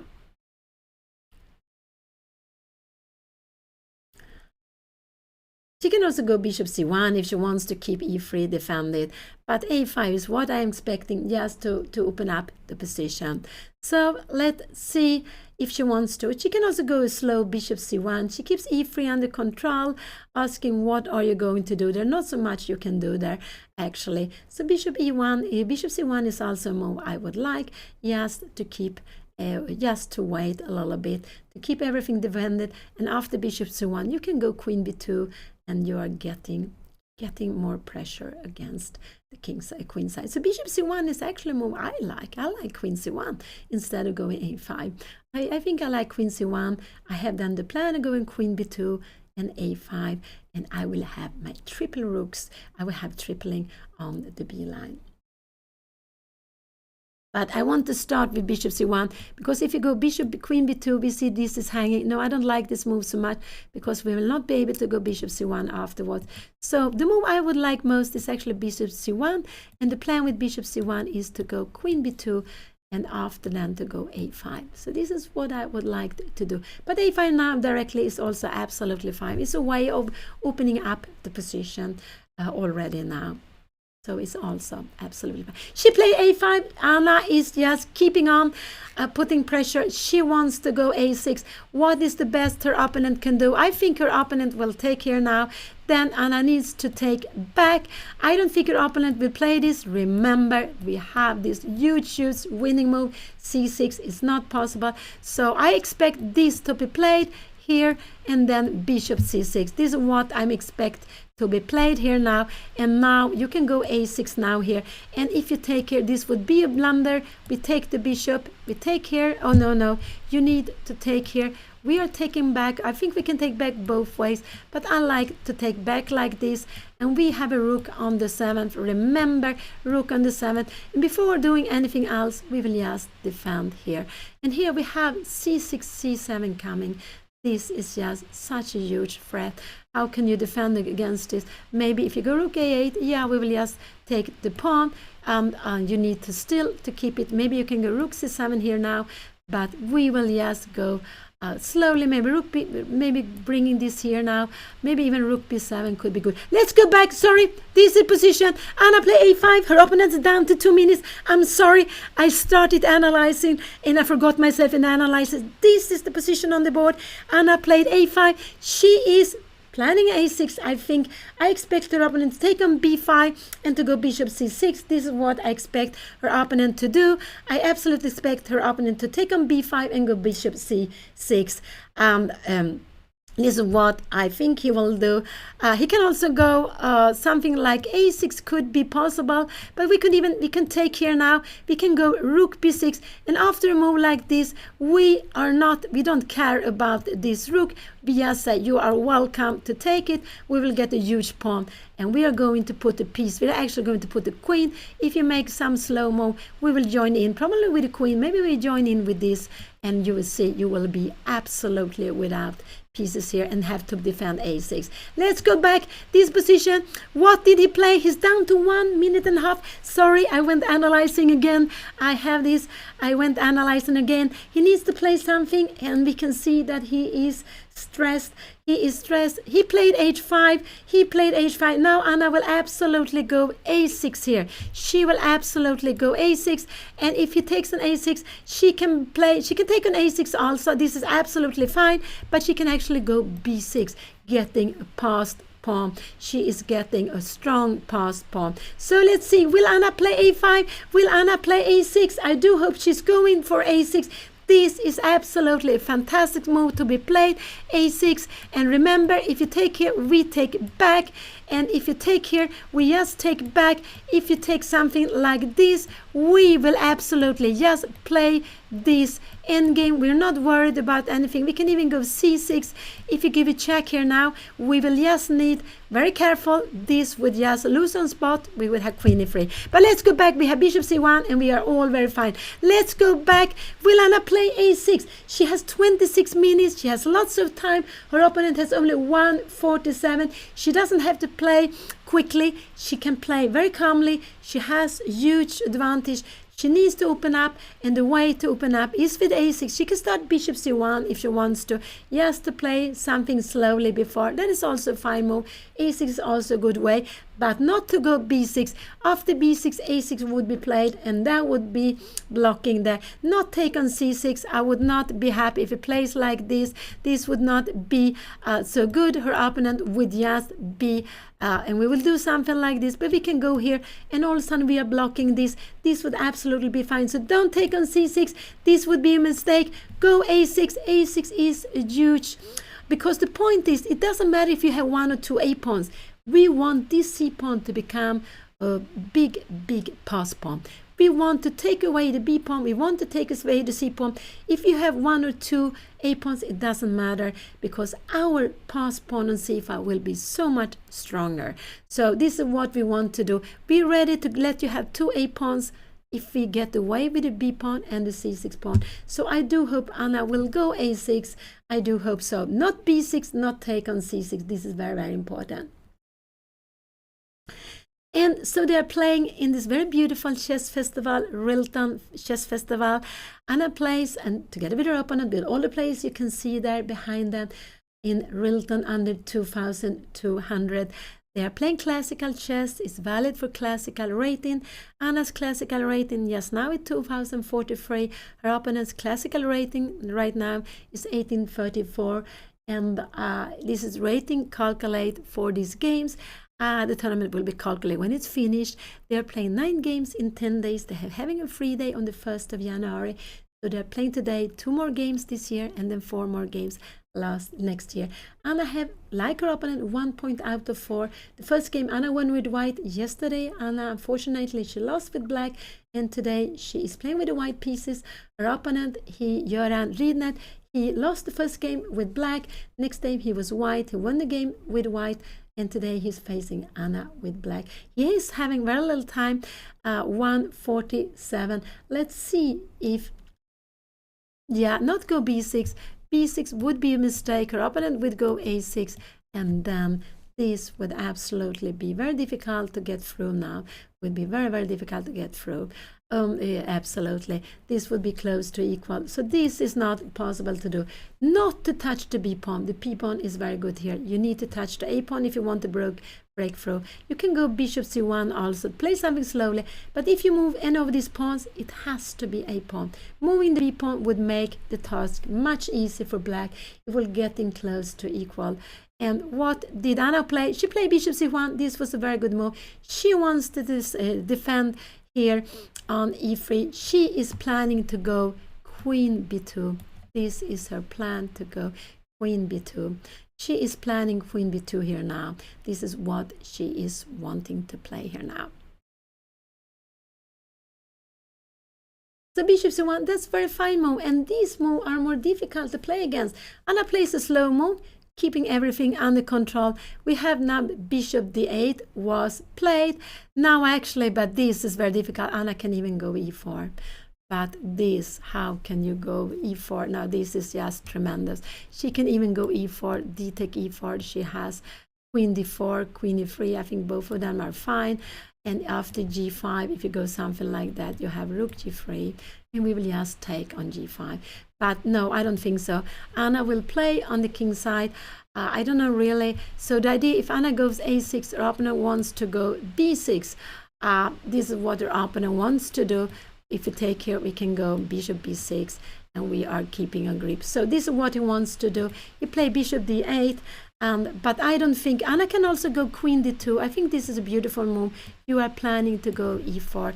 I would say that this is a beautiful move to do. If you go something like that, we will go e4. You need to go e5. We will just grab here, taking up here now, and we will blow up the position. So queen d2 is the move I would like to see for Anna in this position. I would really like to see Anna go queen d2, planning to go e4. So if, yeah, let's see. So exciting. But will Anna, they have been focusing on the king side, on the queen side. Will Anna find that there is a way to break through on the king side? If her queen comes to h6, it would be absolutely winning. A queen coming to h6, she would go and win the g6 pawn. So let's see, queen d7. We make something like this here. I just want you to see how she will get into the position here. It will actually bring it in. It would even be a mate here. It would be so dangerous. So queen d2 is a move I would like to see here now. I think this is a very beautiful move to be played. Queen d2, planning to go e4. So you can even go e4 directly, but I think that is just too difficult to see. e4 is a tremendous move to the play. After here, you have this move. Queen d2 is important because after g5, we have rook g3. But I think that is just impossible to see here now. So, and this is what happens when you are, Anna is playing so much on the queen side. Her opponent's is putting the pieces on the queen side. We can see they're all there. She played bishop d2. She didn't see this idea with queen d2. She just wanted to keep the pawn defended. Could her opponent go b6? No, her opponent cannot go b6. But he will absolutely have, wait, I think, will he go bishop c7? No, I don't think so. I don't think he will go bishop c7. He might go some h4 here, Mom. But she is playing some slow-mo, and he's down to 120. It's not easy for him to play. She wants to go bishop d2. And of course, when you have everything focused here, I don't think Anna ever was thinking that you could play something on the king side, but she actually had this plan with queen d2 and going e4, which would have been tremendous strong. But not easy to see. I would say absolutely not easy. King f7 was played. Now again, Anna has e4. She has e4 playing queen e3, but that is again difficult to see. I don't think Anna will do that. I don't think she will do that. What can she be doing? I think we'll see queen b2 here on the board. This is what I think she will do.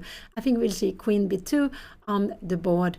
Actually, this is what I think we will see on the board. But then queen b2, maybe queen c7, rook, bishop c7 could be seen. But I expect Anna to go queen b2, just the tripling here. So this is what I expect her to be play here now. Yeah, there's nothing wrong with this, what she's playing. It wasn't not the strongest. Her opponent, what did he play? He played king f7. He doesn't know what to do, and he just moving away the king. But the king, yeah, it would be probably better on h7, I would say, here than it is here. Anna can also go queen c1, trying to bring in the queen the other way, but she can even go e4, but I would say going e4. She played queen b2. I told you this is what I expected her to play. This is what I expected her to play. But now her opponent can take on b5 and go b6. Her opponent can take on b5 and go b6. And how will the position there be? But I'm not sure her opponent dares to do that. I'm not sure he will dare to do that. But it will be very, very exciting to see. Is he going to play that? Anna is planning a6 now. She is absolutely planning to go a6 now. He's down to 1 minute. He has only 1 minute to play. He's only 1 minute to play. He can also go bishop c7. That could be a way for him to try to, but this would actually be a mistake. Bishop 7 a6, yeah, then he can go b6, and after b6 we can take here now. What will happen here now? We can take on c6, bishop takes, and we can go some, oh, we have bishop a5, we have a pin here, tremendous pin. Let's go back. This is the position. Anna, he's down to 30 seconds. He doesn't have so much time. We see some game finished behind there. We see them finish there behind. But Anna's game is going. He played bishop to e8. She played bishop to e8. But now he can take on c6 and go a6. She can take on c6 and go a6. What is he going to do? But then he has b6. No, I don't think Anna will play this. a6. You have b6 here now. No, I don't think. But we have bishop a5 in the end. We're going to win the pawn. Will Anna see that? We will going to win the pawn. We have rook b4 here now. And I don't know what you are going to do. Try something. But this is actually... yes, good for her. Let's go back. This is the position. So he played bishop e8. He just felt it was very crowded. Can Anna go a6 here now? Is that possible to be played? And can you take here now? No, we will just, yeah, you can take, we will take like this. So this is what he wants to play, like this. And if you go bishop c7 here now, we have queen b7, rook b8 here now. We can just take it, and we are getting in. And look at this pin. You will need to move away the king or bishop d7, but we will just grab the pawn, and we are just winning. This is very far away. He went bishop e8, but he has to move quickly. Anna has 20 more minutes, and I hope she enjoys this, having pressure, having lots of time. What do you expect Anna to play? I expect Anna to go a6 here now. I expect her to go a6. This is a good move to be played, but it could be that she's a little bit worried about b6. But after a6, b6, taking here now, bishop takes. Anna has bishop b5. Her opponent can go something like that. We can even give this, because if you take here, look at this, we have a terrible fork. This is just winning the game. So this could actually also be played, but in a position like this, we take with the pawn, and we will go something like rook b4, and wonder, can we go here? No, we will just grab the pawn, probably like this, and after here I guess we can just take with the queen. Maybe taking with the bishop is better, not to allow the queen coming in here. We are doing just very well with a huge pawn on a6. This is very far away. Here we have the position. Her opponent needs to play quickly. He has only 1 minute, a little more than 1 minute left to make 13 more moves. There are 13 more moves to make before they reach the control. They have made 27 moves, and this is the third round in RILTON Chess Festival in the RILTON under 2200 they are playing now. Have they moved? Oh, they have moved. I'm sorry. They have moved. Anna took in c6. a6 is now very good move. It could be Anna will go bishop a6 actually. It could be that she will go bishop a6. I think this is what she's going to play here now. I think she will go bishop a6. Absolutely. Because it's a pin and take on b7. I think bishop a6 is what we're going to see here now. Because you cannot take it. I expect Anna to go bishop a6. And if you go bishop c7, we will grab here now. Take here. Take, we will take with the rook, and you take here, and queen takes here, and we will have this position. If you go rook bait, yeah, you remember we saw it. So bishop a6 is the move I expect Anna to play here now. She needs to play something to a6 before her opponent will go a6. So she needs to go bishop b5. I don't like so much. It's possible to play, but I don't like that. Bishop b5, can she play that? Could bishop b5 be played? It could be played, but I think you have, maybe we can go here. Yeah, this could be played, and maybe b6. No, I like bishop a6. This is the move. I do hope Anna go all the way here, because you cannot move the pawns forward. So I do hope Anna will go bishop a6. This is what I hope Anna will do. I think it's just the easiest way to get down to win this pawn on b7. Anna is taking some time, but they're good. Bishop a6 is good, a6 is good, bishop b5 is also good, but I do hope she go bishop a6. I think it's just the easiest for her to play bishop a6 here. Yeah, go after this pawn on b7. Just go and take this pawn on b7. I think this is absolutely what she should do. They have played 28 moves. Anna still needs to make 12 more moves. She has 18 minutes on the clock plus the half minute they are getting. Her opponent has only 1 minute, a little more than 1 minute, so he's under pressure. But I like this bishop a6. Also a6 is possible to play. You can do other moves too. But her opponent is planning to go a6 now, so this is why I like Anna to go either a6 or bishop a6. I prefer bishop a6. I think it's the easiest, and then just go and grab. Because you cannot take here, we would just grab here now. We would win an exchange, and this would absolutely be the end of the game. Yeah, you can go here, keeping this position. Could this be something? But we will open up here with h3 and g4.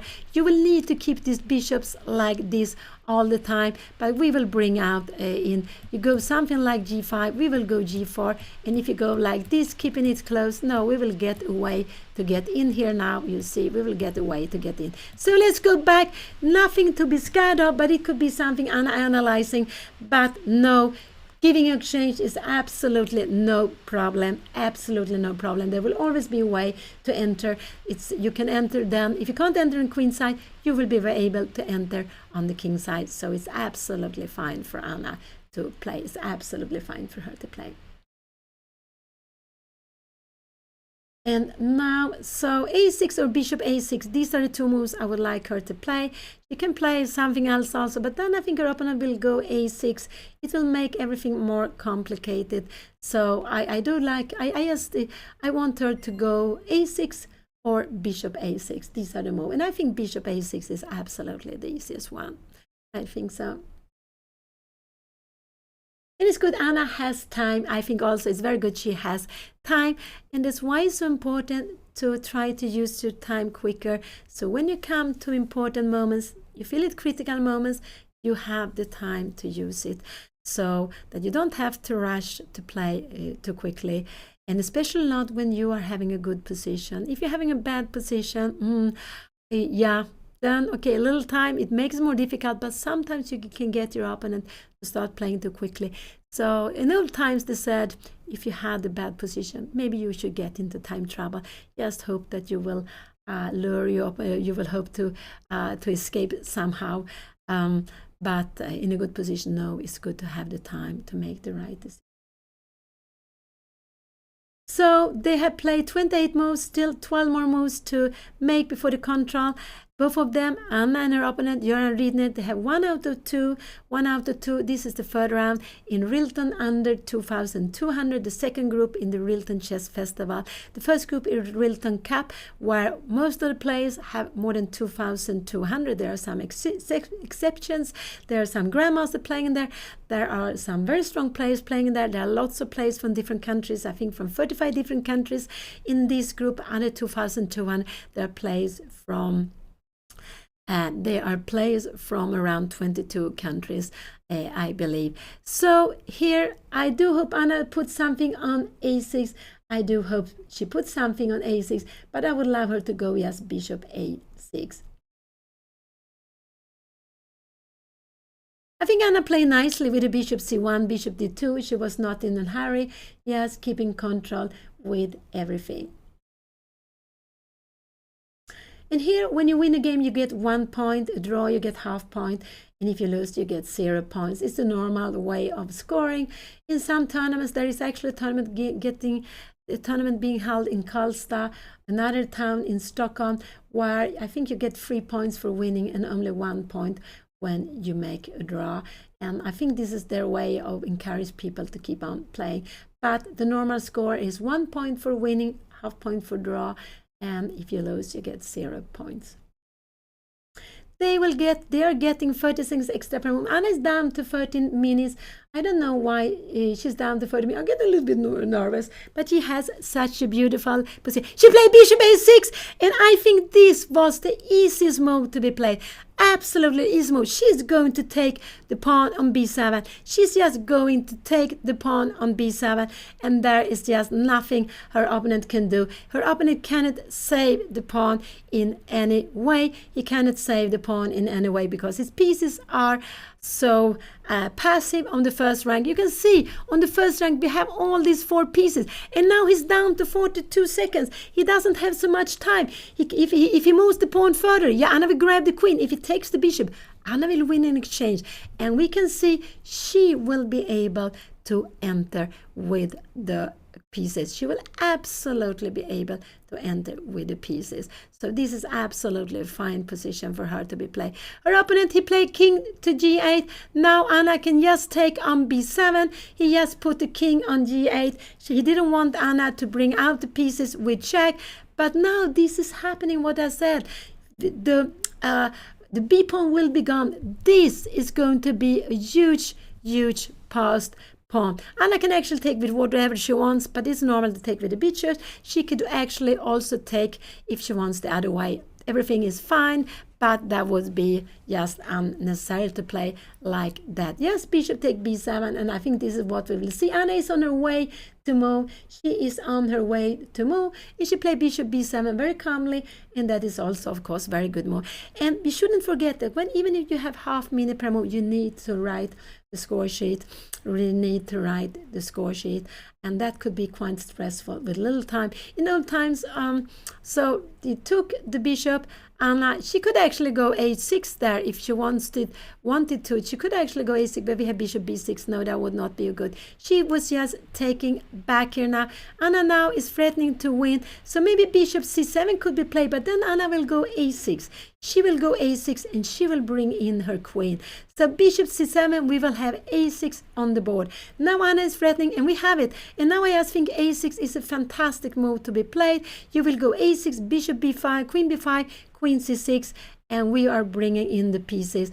So I would just allow Anna to go a6 here now, and we can see her opponent cannot do anything then. So a6 would be a just fantastic move to be played, and I'm quite sure Anna is going to play a6. She doesn't have to take anything. Lots of time. Keep the rook on b7. It's just very good on b7. So yes, put the pawn on a6. Don't take on b8. That is not, because we want to keep the control. Anna has the control of the b file. We should keep the control of b file. And these are the moments when we should keep the we should keep the rook on b7. And with a6, we will keep the rook on b7 long time. So a6 is a fantastic move to be played. We're actually planning bishop a5 after a6. We're actually planning, yes, bishop a5. So a6 is just a fantastic move to be played. Has he played? Did he play? And Anna played a6, and queen d8 was played. Queen d8 was played. She can actually go bishop a5 now also. Bishop a5 is a good move to be played. If she wants to, she can absolutely play bishop a5 if she wants to. But she can go some queen b5, yes, bringing in the pieces. Yes, bringing in the pieces. I don't think Anna will go bishop a5. She can absolutely do that. The idea with it. Sorry, they were playing so quickly. So Anna and her opponent, they have 1 out of 2. Anna won the first game with white. She lost yesterday with black, and now she is having a fantastic position. The pawn more, putting lots of pressure here, and she also have like 30 minutes, close to 30 minutes to make. How many moves they need to make? 8 more moves, but her opponent, what will happen here now? Bishop a5 is actually the best move to be played, because if her opponent will go, I think her opponent is planning to go rook c8. This is what he is planning to play, rook c8. So let's see what will happen here now. My bishop a5 is a good way of getting away the pieces. You cannot take here. We will just win on the spot here. We will win the game on the spot. You can also bishop a5, and if you just take here, we will take, and we have a threat to take here. You need to come here, and we will just play this fantastic position, queen b5, and we were going to go c6, and we are planning c6, queen c5, queen d6. It's just winning immediately. So bishop a5 is the easiest way of winning the game. After a move like bishop a5, I think he will come here now, but we could just play like this.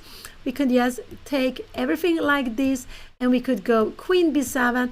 If you go somewhere like this, we will just go queen c6, or we can go queen c6. So you will need to go something like this. But then we have, let's go back, we have this position. He played queen d8, let's see the position. But bishop a5 is the easiest way to break through. It's absolutely the easiest way to break through. What is he planning? He's planning to go rook c8, and with bishop a5, Anna takes away some of the defending pieces. And remember, when we having a pawn more, we have extra material. We also like to exchange pieces. When we are material below, we want to keep the pieces. We want to exchange pawns. And here, so Anna, and she doesn't want to take on b8, of course. She's keeping it. She doesn't want to go c6 because we have a blocker on b6. She can absolutely go c6. It's nothing wrong to go c6. She's still very good. But we will have Cindy. Maybe she will come here, rook b5. She will plan to get in with the pieces. Maybe you will go something like this. We will try to get in here. But you will try to bother, to be a little bit annoying here, try to get some counterplay. So this would be unnecessary. The best, the big blow is bishop f5. Just exchanging everything. And we have this huge c pawn. You remember I told you I wanted the b pawn to come away. I could have even been ready to play this position with the black pawn on a6. Now we even have a white pawn on a6. Wow, that's fantastic. We have a grip of the position. So bishop a5 is the way to just decide the game immediately. If Anna comes here, her opponent will absolutely go rook c8. Can we play a move like this? Yes, we have threatens here. Can you come here now? Yes, but then we have this move, and it's a pin. So this is a way of playing. Bishop b5, queen b5 is also a very good move.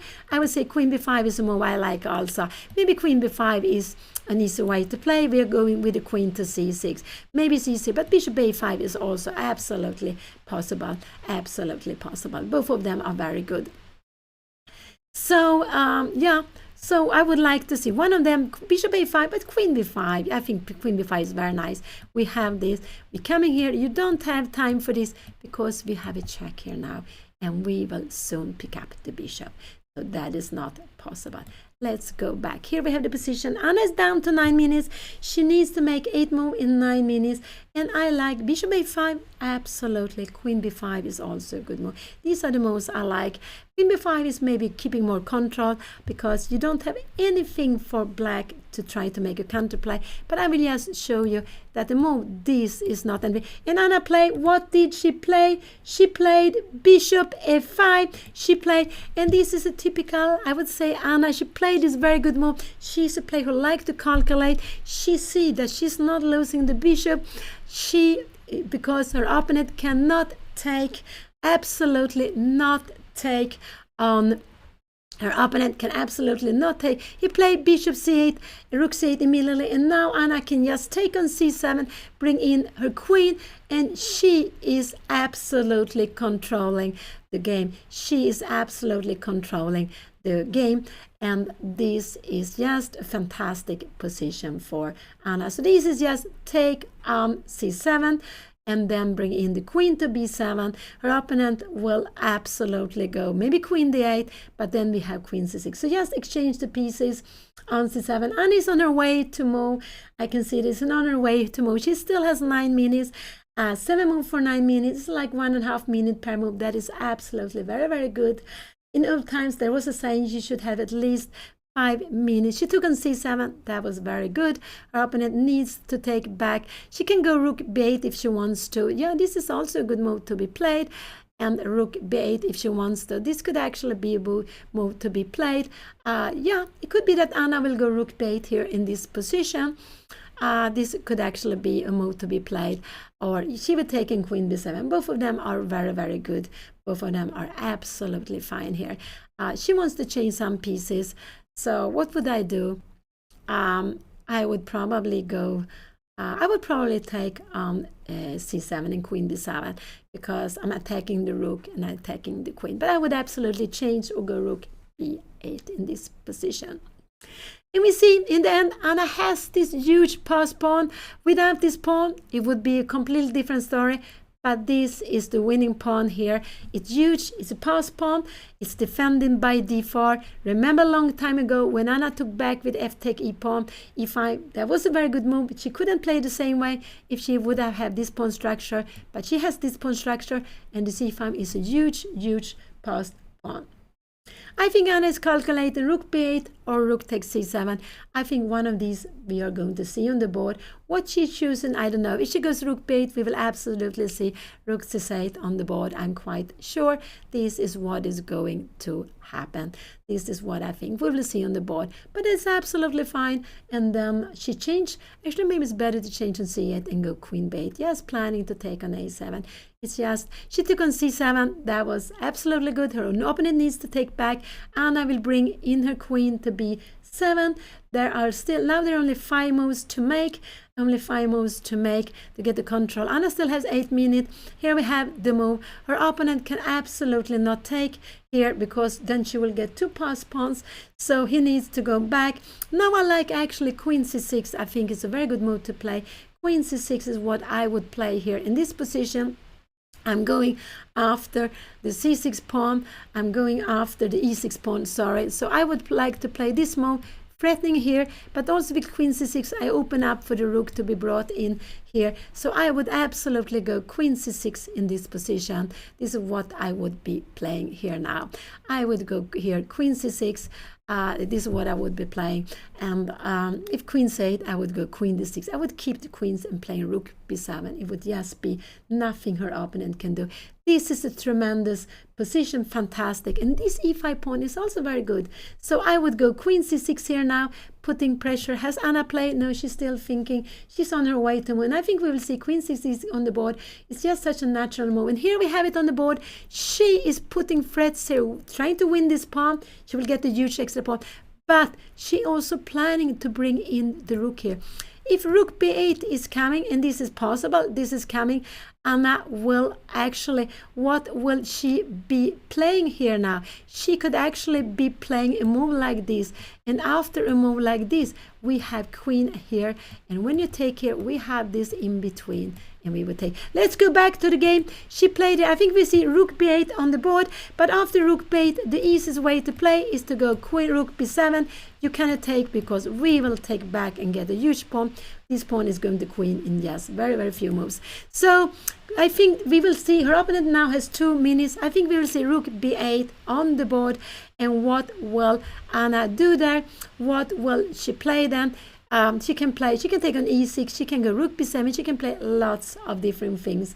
Yes, keeping control of her rook so she doesn't lose the rook. But as long as she keeps control, she is doing very, very well. So I guess her opponent will try rook b8.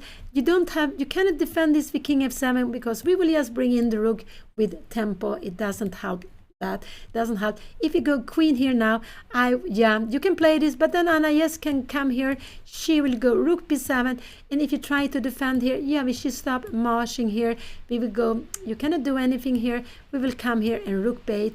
This will be just the end of the game. So let's see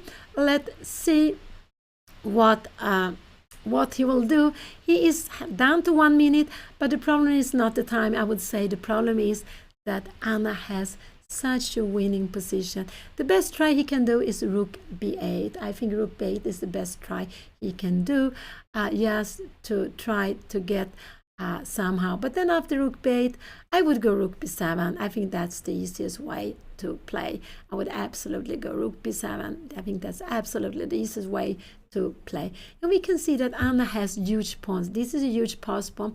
This is a very good pawn. It takes squares here, and it supports the queen. He go rook here, but now Anna will give a check and go rook b7, and this is, or she will give a check and yes, change the queens. This is also very, very good. She can choose how she will play. Queen take e6. She's going to take the pawn on g6 very soon. She's actually going to take the pawn on g6. If queen h7, she will go rook b7 check. She will absolutely go rook b7 check. And here we have it. We will absolutely rook b7 on the board. We will absolutely rook b7 on the board. And after rook c7, she can go queen d6. Anna can also go queen d6 here directly if she wants to. She can go, no, I think we see queen f7 check here now and rook b7. She's going for the mate. So I think we will see queen f7 check here now and rook b7. There are still 2 moves to make. Anna have 8 minutes. That is very, very good. We had a saying that when you make the last move, you should at least have 5 minutes. But it was when we were playing without extra time. Here we have no, queen f7, queen here there will be, no, that would be unnecessary. She can go queen f6. No, I think that would be unnecessary to play like this. Take it here, queen, that's good also. Queen f7 and queen rook b and rook b7. Yeah, that's very good. If you go for the mate, this is absolutely fine to play. So she has lots of way of playing. It's just very winning this position. She has how many pawns more? She has 2 pawns more, and not only that, she is having an attack against the king. So to keep on the attack, she can go queen f7 here and then bring in the rook. If she starts with the rook, her opponent gets a chance to put the rook in between, but both of them are just fine. Then she will just win the queen endgame otherwise. But I would go queen f7 here, followed by rook b7, and then you will need to exchange queens to defend the mate, and then we just exchange queens, and there will be lots of pawns going down. So one of the pawns will win the game. e6 pawn, c5 pawn, or maybe e6 pawn, because Anna can go and take e7 also. So I would go queen f7 here, followed by rook to b7. This is what I would play to play for mate.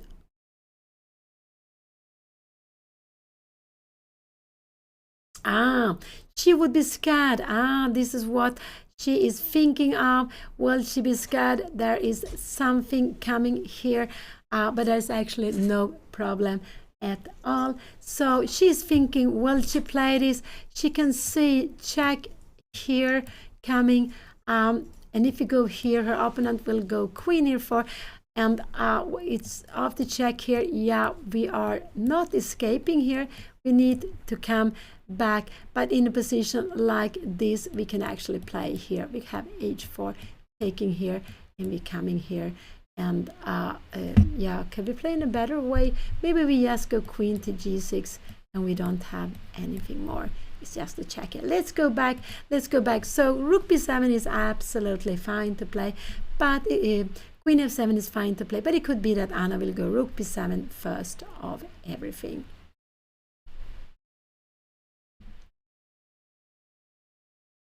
She needs to make 3 more moves. I'm sorry, not 2 more moves, 3 more moves before the time control, and then they will get half an hour each.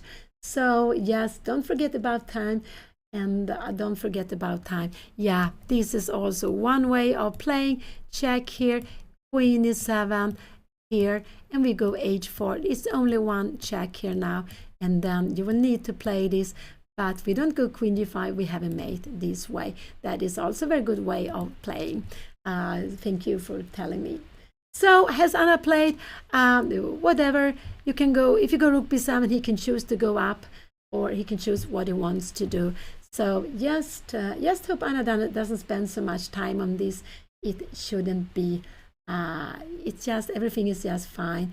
But always, if you can choose playing queen in games or rook in games is always safer. With queen in games, there could be some checks, but she will, yes, absolutely keep control of it.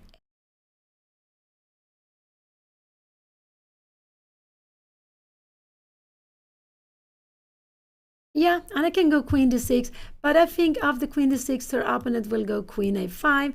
I think, but then we can take check and we take the rook. So that queen d6 is also a very good move. Yeah, queen d6 is keeping everything under control. And you can see if you take here, we will get this e5 pawn. So the important thing is that Anna will just play. So almost everything is just very good. Queen d6 is maybe this. She gave the check here now. If rook c7 comes, she will go queen d6. She will absolutely go queen d6. I think we will see queen h6 now on the board. I think we'll see queen h6, king h6 on the board. So he will, because if you go rook c7, Anna will just go queen d6, and you will need to exchange here. You will take here, and we will just take the queen. He has played, what did he play? I think he played king h6. This is what he played. And now queen e7 is a good move to be played here now. Queen e7. This is absolutely a good move to be played. What could she do? So queen e7 looks very, very good. Queen f7 is also fine. Queen f6 is also good. Queen d7 is also a good move, just to keep everything under control. But I like more queen e7. I like to keep the pawn on h4. So queen e7 is a good move. Anna needs to make 2 more moves here before the time control. She needs to make 2 more moves before the time control. So queen e7 is what I like, because it was told before. With queen e7, queen a5, we go just h4. And you cannot defend against the mate. You have only one check, and we defend h4. And here we have it. Queen e7 was played on the board. This was absolutely played on the board. We will see queen a5, absolutely. But Anna can then go h4. There will be one check on e1, nothing more. And here we have the position. He played queen a5 very quickly. Anna needs to make one more move. She needs to make one more move. She can give a check and come back if she wants to. But h4 is a very good move to be played. h4. There's actually a threat of mate in white. She played it very quickly. She played it very quickly. And this was the safe way of play. And I like this. This is how we are winning the games. How we are mating. We are taking away all the escaping square for the opponent's king. Here we saw queen e1 was played. Anna only has one move, but it's enough. There is no more check. There is threatening mate in 3 different places. Her opponent will not be able to save all of them. It's going to be mate now in just one or two moves, very, very quickly. Maybe if you give up the queen, yeah, some little more moves. But it's absolutely finished. So it's just a winning, completely winning position for Anna here. And we can see there's a threat of mate with queen g5, threat of mate with queen g7 is threat of mate with queen h7. And here we can see her opponent resigned. So Anna won the 3rd round. So after 3 games, Anna has 2 out of 3. She won the first game with white. Yesterday she lost with black. Today again she won with white. And tomorrow she will probably play with black. I'm not sure if she's going to play against a higher or lower rated. No, I think she will play against a lower rated player with 2 out of 3. I think so. And I think absolutely Anna will play with the black pieces tomorrow against another player who has the same points, 2 points. So after 3 games, Anna has 2 out of 3. She's going up in the field. And there are lots of games still going on. In this tournament, it's under 2,200 second tournament during the RILTON Chess Festival. And I see the number 50 among 154 players. We can see the king is up there. It's the way to tell the board that white has won. Actually, the black king should also be up. Normally put up both the kings, and her opponent, he went away. Anna goes also away. And stay here. She will be with here at any moment. At any moment she will be with here. And I think this was a very nice game of Anna that she has played with control. And she find this very, very nice idea of playing on the queen side. Her opponent needed to make a small a6 move. It would have been so much more difficult for Anna to break for. After b5, she was having the better chances, and her opponent didn't find a good plan. He was a little bit waiting, and then Anna built up the position slowly. She went also to defend e3 with her bishop, and it has been a very, very nice game. So just stay here. Anna will be with you in at any moment. And yes, Anna was in control during the whole game, and that's very nice to see, to stay in control.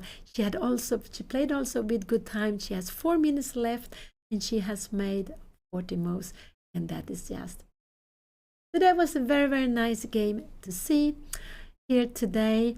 It was started as a queen's pawn opening. After it was a Dutch opening. And Anna will be with you at any moment. She will be much more happier today, of course. Chess is like that. It's very, very exciting. And of course, everything can happen in the games. And now Anna has 2 out of 3, and they are playing with classic time control. So today Anna won a little bit more rating. I would guess that Anna is making about 0 now, that she is about 0 with 2 out of 3. Tomorrow she will play against a high-rated opponent. I guess she will play with someone on 1900, and that Anna is going to be black tomorrow. This is my guess. But we don't know that before all games are finished. Only when all games are finished, then the pairing will be made. And if you look behind, you can see that there are still lots of games going on. Still lots of games going on the side. So thank you so much for staying. Stay just a little bit longer, and Anna will be with you, and she will tell you about your thoughts, about maybe what she was wondering about, the plans, everything. There are lots of emotions when you play, lots of thoughts about chess. Sometimes we start thinking about something else, and so it's always nice to hear.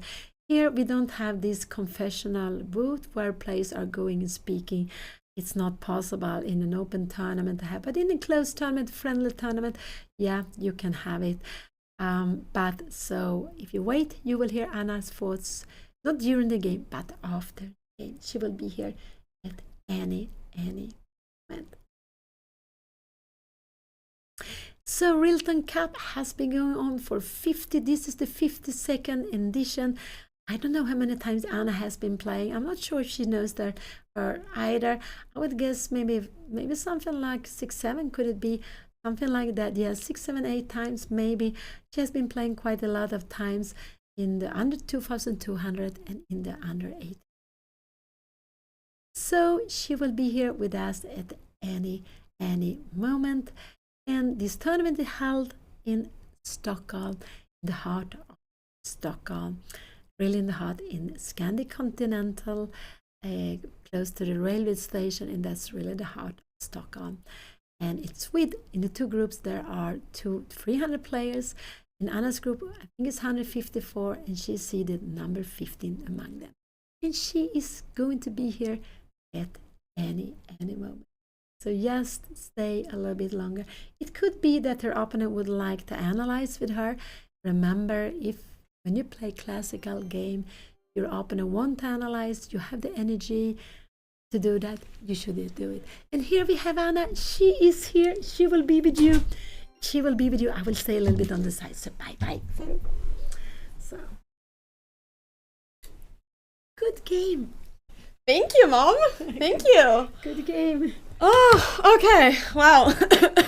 I didn't get low on time. No, that was so nice to see. It was control on the board. It was control on the clock. It was. I felt so good. Hello, everyone. This felt nice. I mean, he just got such a passive position. And then at one point, oh yeah, Mom, join me. Maybe I should be a little bit closer. And then I just felt like I had all the time in the world. Like, he wasn't playing moves that made me scared, you know? Yeah. No, the problem he didn't find a plan. And he decided to be passive. But when you're passive, it means that you can build up your position. So, yeah, really. So when you got to play b5, he needed to do a6 before. then you have a nice, it's a small advantage, but it's a nice small advantage. I wasn't sure if I should do something crazy, like, you know, going e4 or something. You had e4 in one moment with the bishop. I did?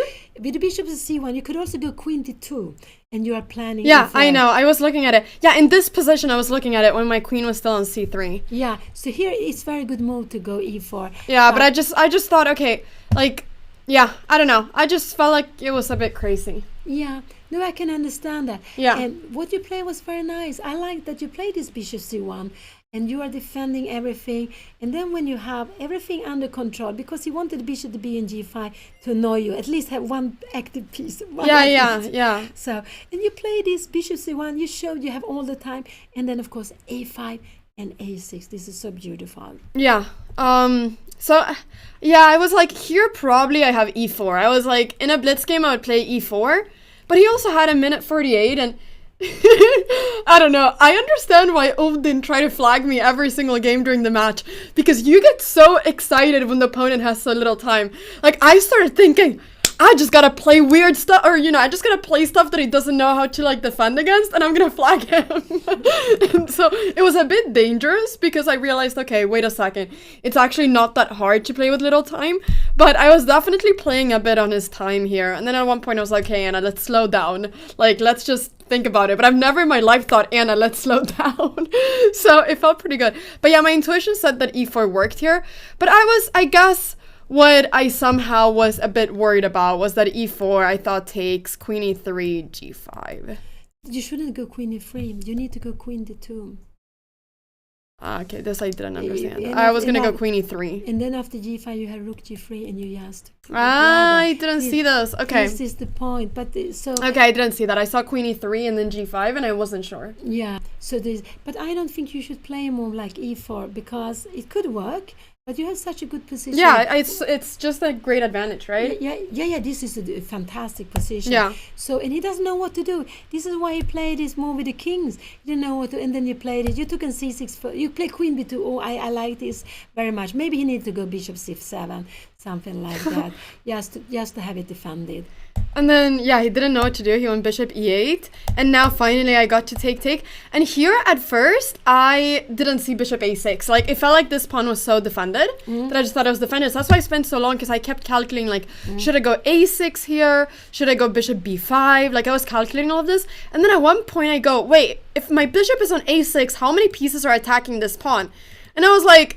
Anna, why did you think about this for so long? Like, obviously bishop a6 is the move. And I was like, what's going on? Like, how? Yeah, but I literally at first, like, miscalculated how protected this pawn is. So that was the reason I didn't do. But when I saw this, I was like, hey, this is just winning. Yeah, a6 is also good, but bishop a6... But a6, I don't really know what's happening. No, after b6, you need to go... yeah, I saw bishop a5. Yeah, bishop a5. But, yeah. But this is good. Yeah, but I really want you to go bishop a6. But you But this was more complicated. Yeah, this is much more complicated, and I really like a bishop a6, but you shouldn't take on c6 if you don't go a6 or bishop a6 or bishop b5. Because I was gonna go bishop b5. That was my initial idea, but then I was like, wait a second, bishop c7, and what do I do?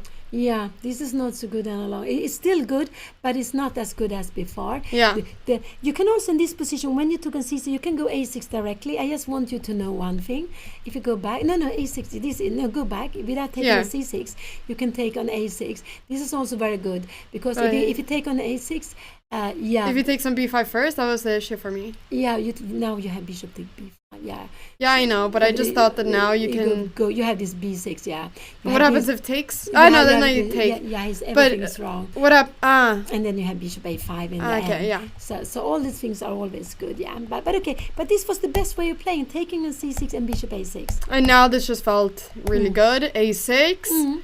And then, I played queen d8, and okay, when I saw bishop a5, it just felt like the easiest way of simplifying. Yeah, you should simplify. Bishop a5, queen b5, both of them are fantastic.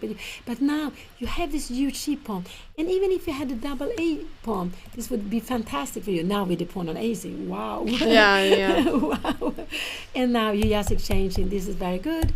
And here, and now we can see why f5 is dangerous to play, because now this e6 pawn was getting. I mean, so okay, I guess I can just go c6 as well. I don't know if it's easier, but I just thought this is so simple to win that I just went for it. No, queen c6 is what I would have played also. Yeah. Because you want to take on e6, you want to bring in your rook, so of course you should go like this.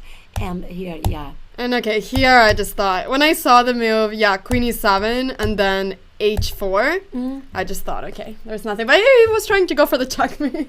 Yeah, of course, he has to try. Because you have to keep on going. And that's why queen e7 is so nice. Also, it's nice to go h4 before, no checks, because you take away the escaping square, and then it's going to be made. Yeah. But it was very much very nice. And I like you play this slowly, really slowly. So that was really very nice. When you got in b5, I really liked your position. So his rook fb8 was, but he didn't know what to do. Really didn't know what to do. And I was happy actually that in that position, that all the way here, I'm happy that I didn't go rook fb1, which was my initial idea. I'm happy I went rook ab1 because I always wanted to control f4. Yeah, and you know, there's another reason. I want to show you something. Because look at this. This rook is passive here, hitting the wall. Yeah. So see this? This rook is active here, and look at this. They are both looking at Yeah, I was looking at this. I thought if takes, I have e4. And then takes, I can... Yeah, but don't give two bishop and one rook. No, but I was excited, Mom. I was excited for at some point having that idea. Yeah, I saw that. I was so excited when I saw it. Yeah. And sometimes you can have this. Maybe it could work, but if it gets rook and two bishop, it could be too much. Yeah. Rook and one bishop, that is good for you. Sometimes you could try to go g4 also. Yeah, I was thinking of g4. Yeah, so absolutely. Yeah. So that's why you should keep this rook, because if you put all the pieces here, maybe you don't get through here. Maybe you want to get through here because his pieces are rook fb8, rook a8. Then maybe you want to do something here. So this is why this rook is active here. This rook is passive here, but here is fine. So this is the right rook. So I was very happy when I saw rook ab1. I was a little bit worried that you could go with the wrong rook here. Okay, well, I'm really happy. Thank you guys for the subs. I saw that we got a hype train going on. That's amazing. It's MX Farsh. Thank you so much for the 10 gifted before. Yeah, I feel happy. I mean, I feel like so far in this tournament I've played well. Like, the one blunder that I had was yesterday blundering checkmate. I wish my blunder wouldn't have been a checkmate, but it was. But so far I actually feel like I'm playing a lot faster than what I typically do. Don't you think so, Mom? Yeah, I think so. I can see that you're playing faster. More confidently and faster. Yeah. And it always goes together. It goes together. So that's why it's so important to have confidence, to believe in oneself when we're playing. Yeah. So I really feel that, and I just hope that I can, keep on playing like this for the rest of the games, because I feel like I'm playing pretty good. You're playing well. You're playing really well. And I like that you didn't go for e4, because when you do a big move like that, you're giving away a pawn. If you don't find the right way to continue, you're giving away a pawn. Yeah, I'm losing. You are losing. So you had a position where your opponent was just waiting. He didn't have any counterplay. Then it's better to keep on building up it. So I like this bishop c1, taking away the only counterplay he had against e3. And then after you were tripling. 2 rooks and 1 queen. Wow. And was bishop a3 okay? Was that good? I think that was good. It was your way of stopping him from going b6. Exactly. I wanted to stop him from going b6, and I thought... Actually, here I wasn't so scared of takes. I thought he was going to go knight f6 and then try to do this. Yeah, I actually expected that also, but he was so annoyed by your knight. So he played like that. And here he needs to go a6. This is his... That's why... he needs to go a6, but when you go b5, it's very unpleasant for him, because now he never can touch the a pawn. Exactly, yeah. He never can can just take it. So now it's just it's a small advantage, but it's a very nice small advantage. Yeah. With difficult for counterplay for him. Yeah. No, I feel really good. I truly think that the match against Odin was a really, really great warm up. So yeah, it feels great. Tomorrow we're playing round number 4. And I'm going to have the black pieces. Don't really know who I'll face. Maybe I'll face like a 1900, 2000, someone around my rating, I think. And I think that's going to be like a key game. So yeah, I'm just really enjoying playing chess as well. Like today, at one point when my opponent was taking so long to play a move, I was like, wow, this is the amount of time I typically take. Because I saw that he had 20 minutes left by move 20. And I thought, wow, this is how slow I play. And it gave me like a lot of insight. I was like, this is how my opponents feel. And I was like, what? No, Anna, no, I can't, I shouldn't allow that. So yeah, it felt great to not do that. So that felt really good.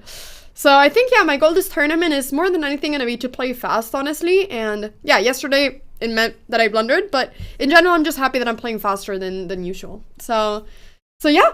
Mom, did you have fun commentating my game? Yeah, I enjoyed it very much. I liked so much to see you playing with control the whole game, and you were playing quickly also. So yeah, I enjoyed this game very much. It was a very nice game. Good. Do you enjoy watching me play more when I win than lose? Yeah, of course, yeah. I know. Yesterday, yeah, and of course, it's like that. Of course, it's human. We all enjoy more winning than losing. I guess. I was just wondering. Okay, everybody. I think with this, we're gonna say goodbye. Yeah. I'm gonna go get some dinner. I'm gonna get some rest. I'm gonna film a short where I talk about the game. So, yeah, follow me on YouTube and watch the short, please. And, yeah, I'm just really happy. It's so much fun to play RILTON. RILTON is honestly one of my favorite tournaments ever. Not just because I'm winning, okay? But, like, it's one of my favorite tournaments in the world. So really happy to be here. And the tournament is so well organized and everything. So really, really happy to be here. Yeah, I'm gonna go get some dinner. Me and my mom held a speech this morning for, inspiring girls in chess, and that was really fun. So this morning, there were like no games with my opponents. I was like, should I prepare or should I just do the speech? And I was like, okay, let's do the speech. And it was really fun. So did that. Looked a little bit at chess, and then I played the game, but obviously it didn't become what I thought it was going to be. So, yeah, it's been a good day. Okay, gonna get some dinner, everybody. Thank you so much for watching. Thank you so much for your support. I said we have a hype train going on now, so thank you guys so much for all your support. Thank you, Mom, so much for commentating as well. I love to be here and commentating your games. Yay! And also, Mom, we look pretty similar here. I'm looking at the camera, and we look pretty similar. Like, do you see this? We have like the exactly the same hair color. Not exactly, but okay, similar. I think might are going to some other tones. Your hair looks great, Mom. You should keep this haircut. It's a great haircut. I'm not sure. Okay, all right. I'm gonna go rate somebody. Okay, so who's live right now? Let me see who is live at this moment in time. You know what? I'm gonna rate RILTON Cup streams so you guys can watch a little bit more of RILTON Cup, because they are they're talking about the games as well. So let me do RILTON Cup streams. I also told them that I was gonna rate them one day so that they were gonna be ready. Last year when I rated them, they didn't realize that I rated them, and then everybody said hi and they didn't reply. So now I want you all to say hi to the commentators, the official commentators of this tournament. And yeah, let's see if they realize that we're rating them. Okay, thank you so much, everybody, for watching, and I will see you all tomorrow, 2 p.m. CT. Don't miss it. Don't miss it. Same time as today. Bye-bye, everybody. Thank you so much for watching. Take care. Bye-bye. Bye-bye, YouTube. Bye-bye, Twitch. Bye-bye. Bye-bye. Bye-bye. Bye-bye.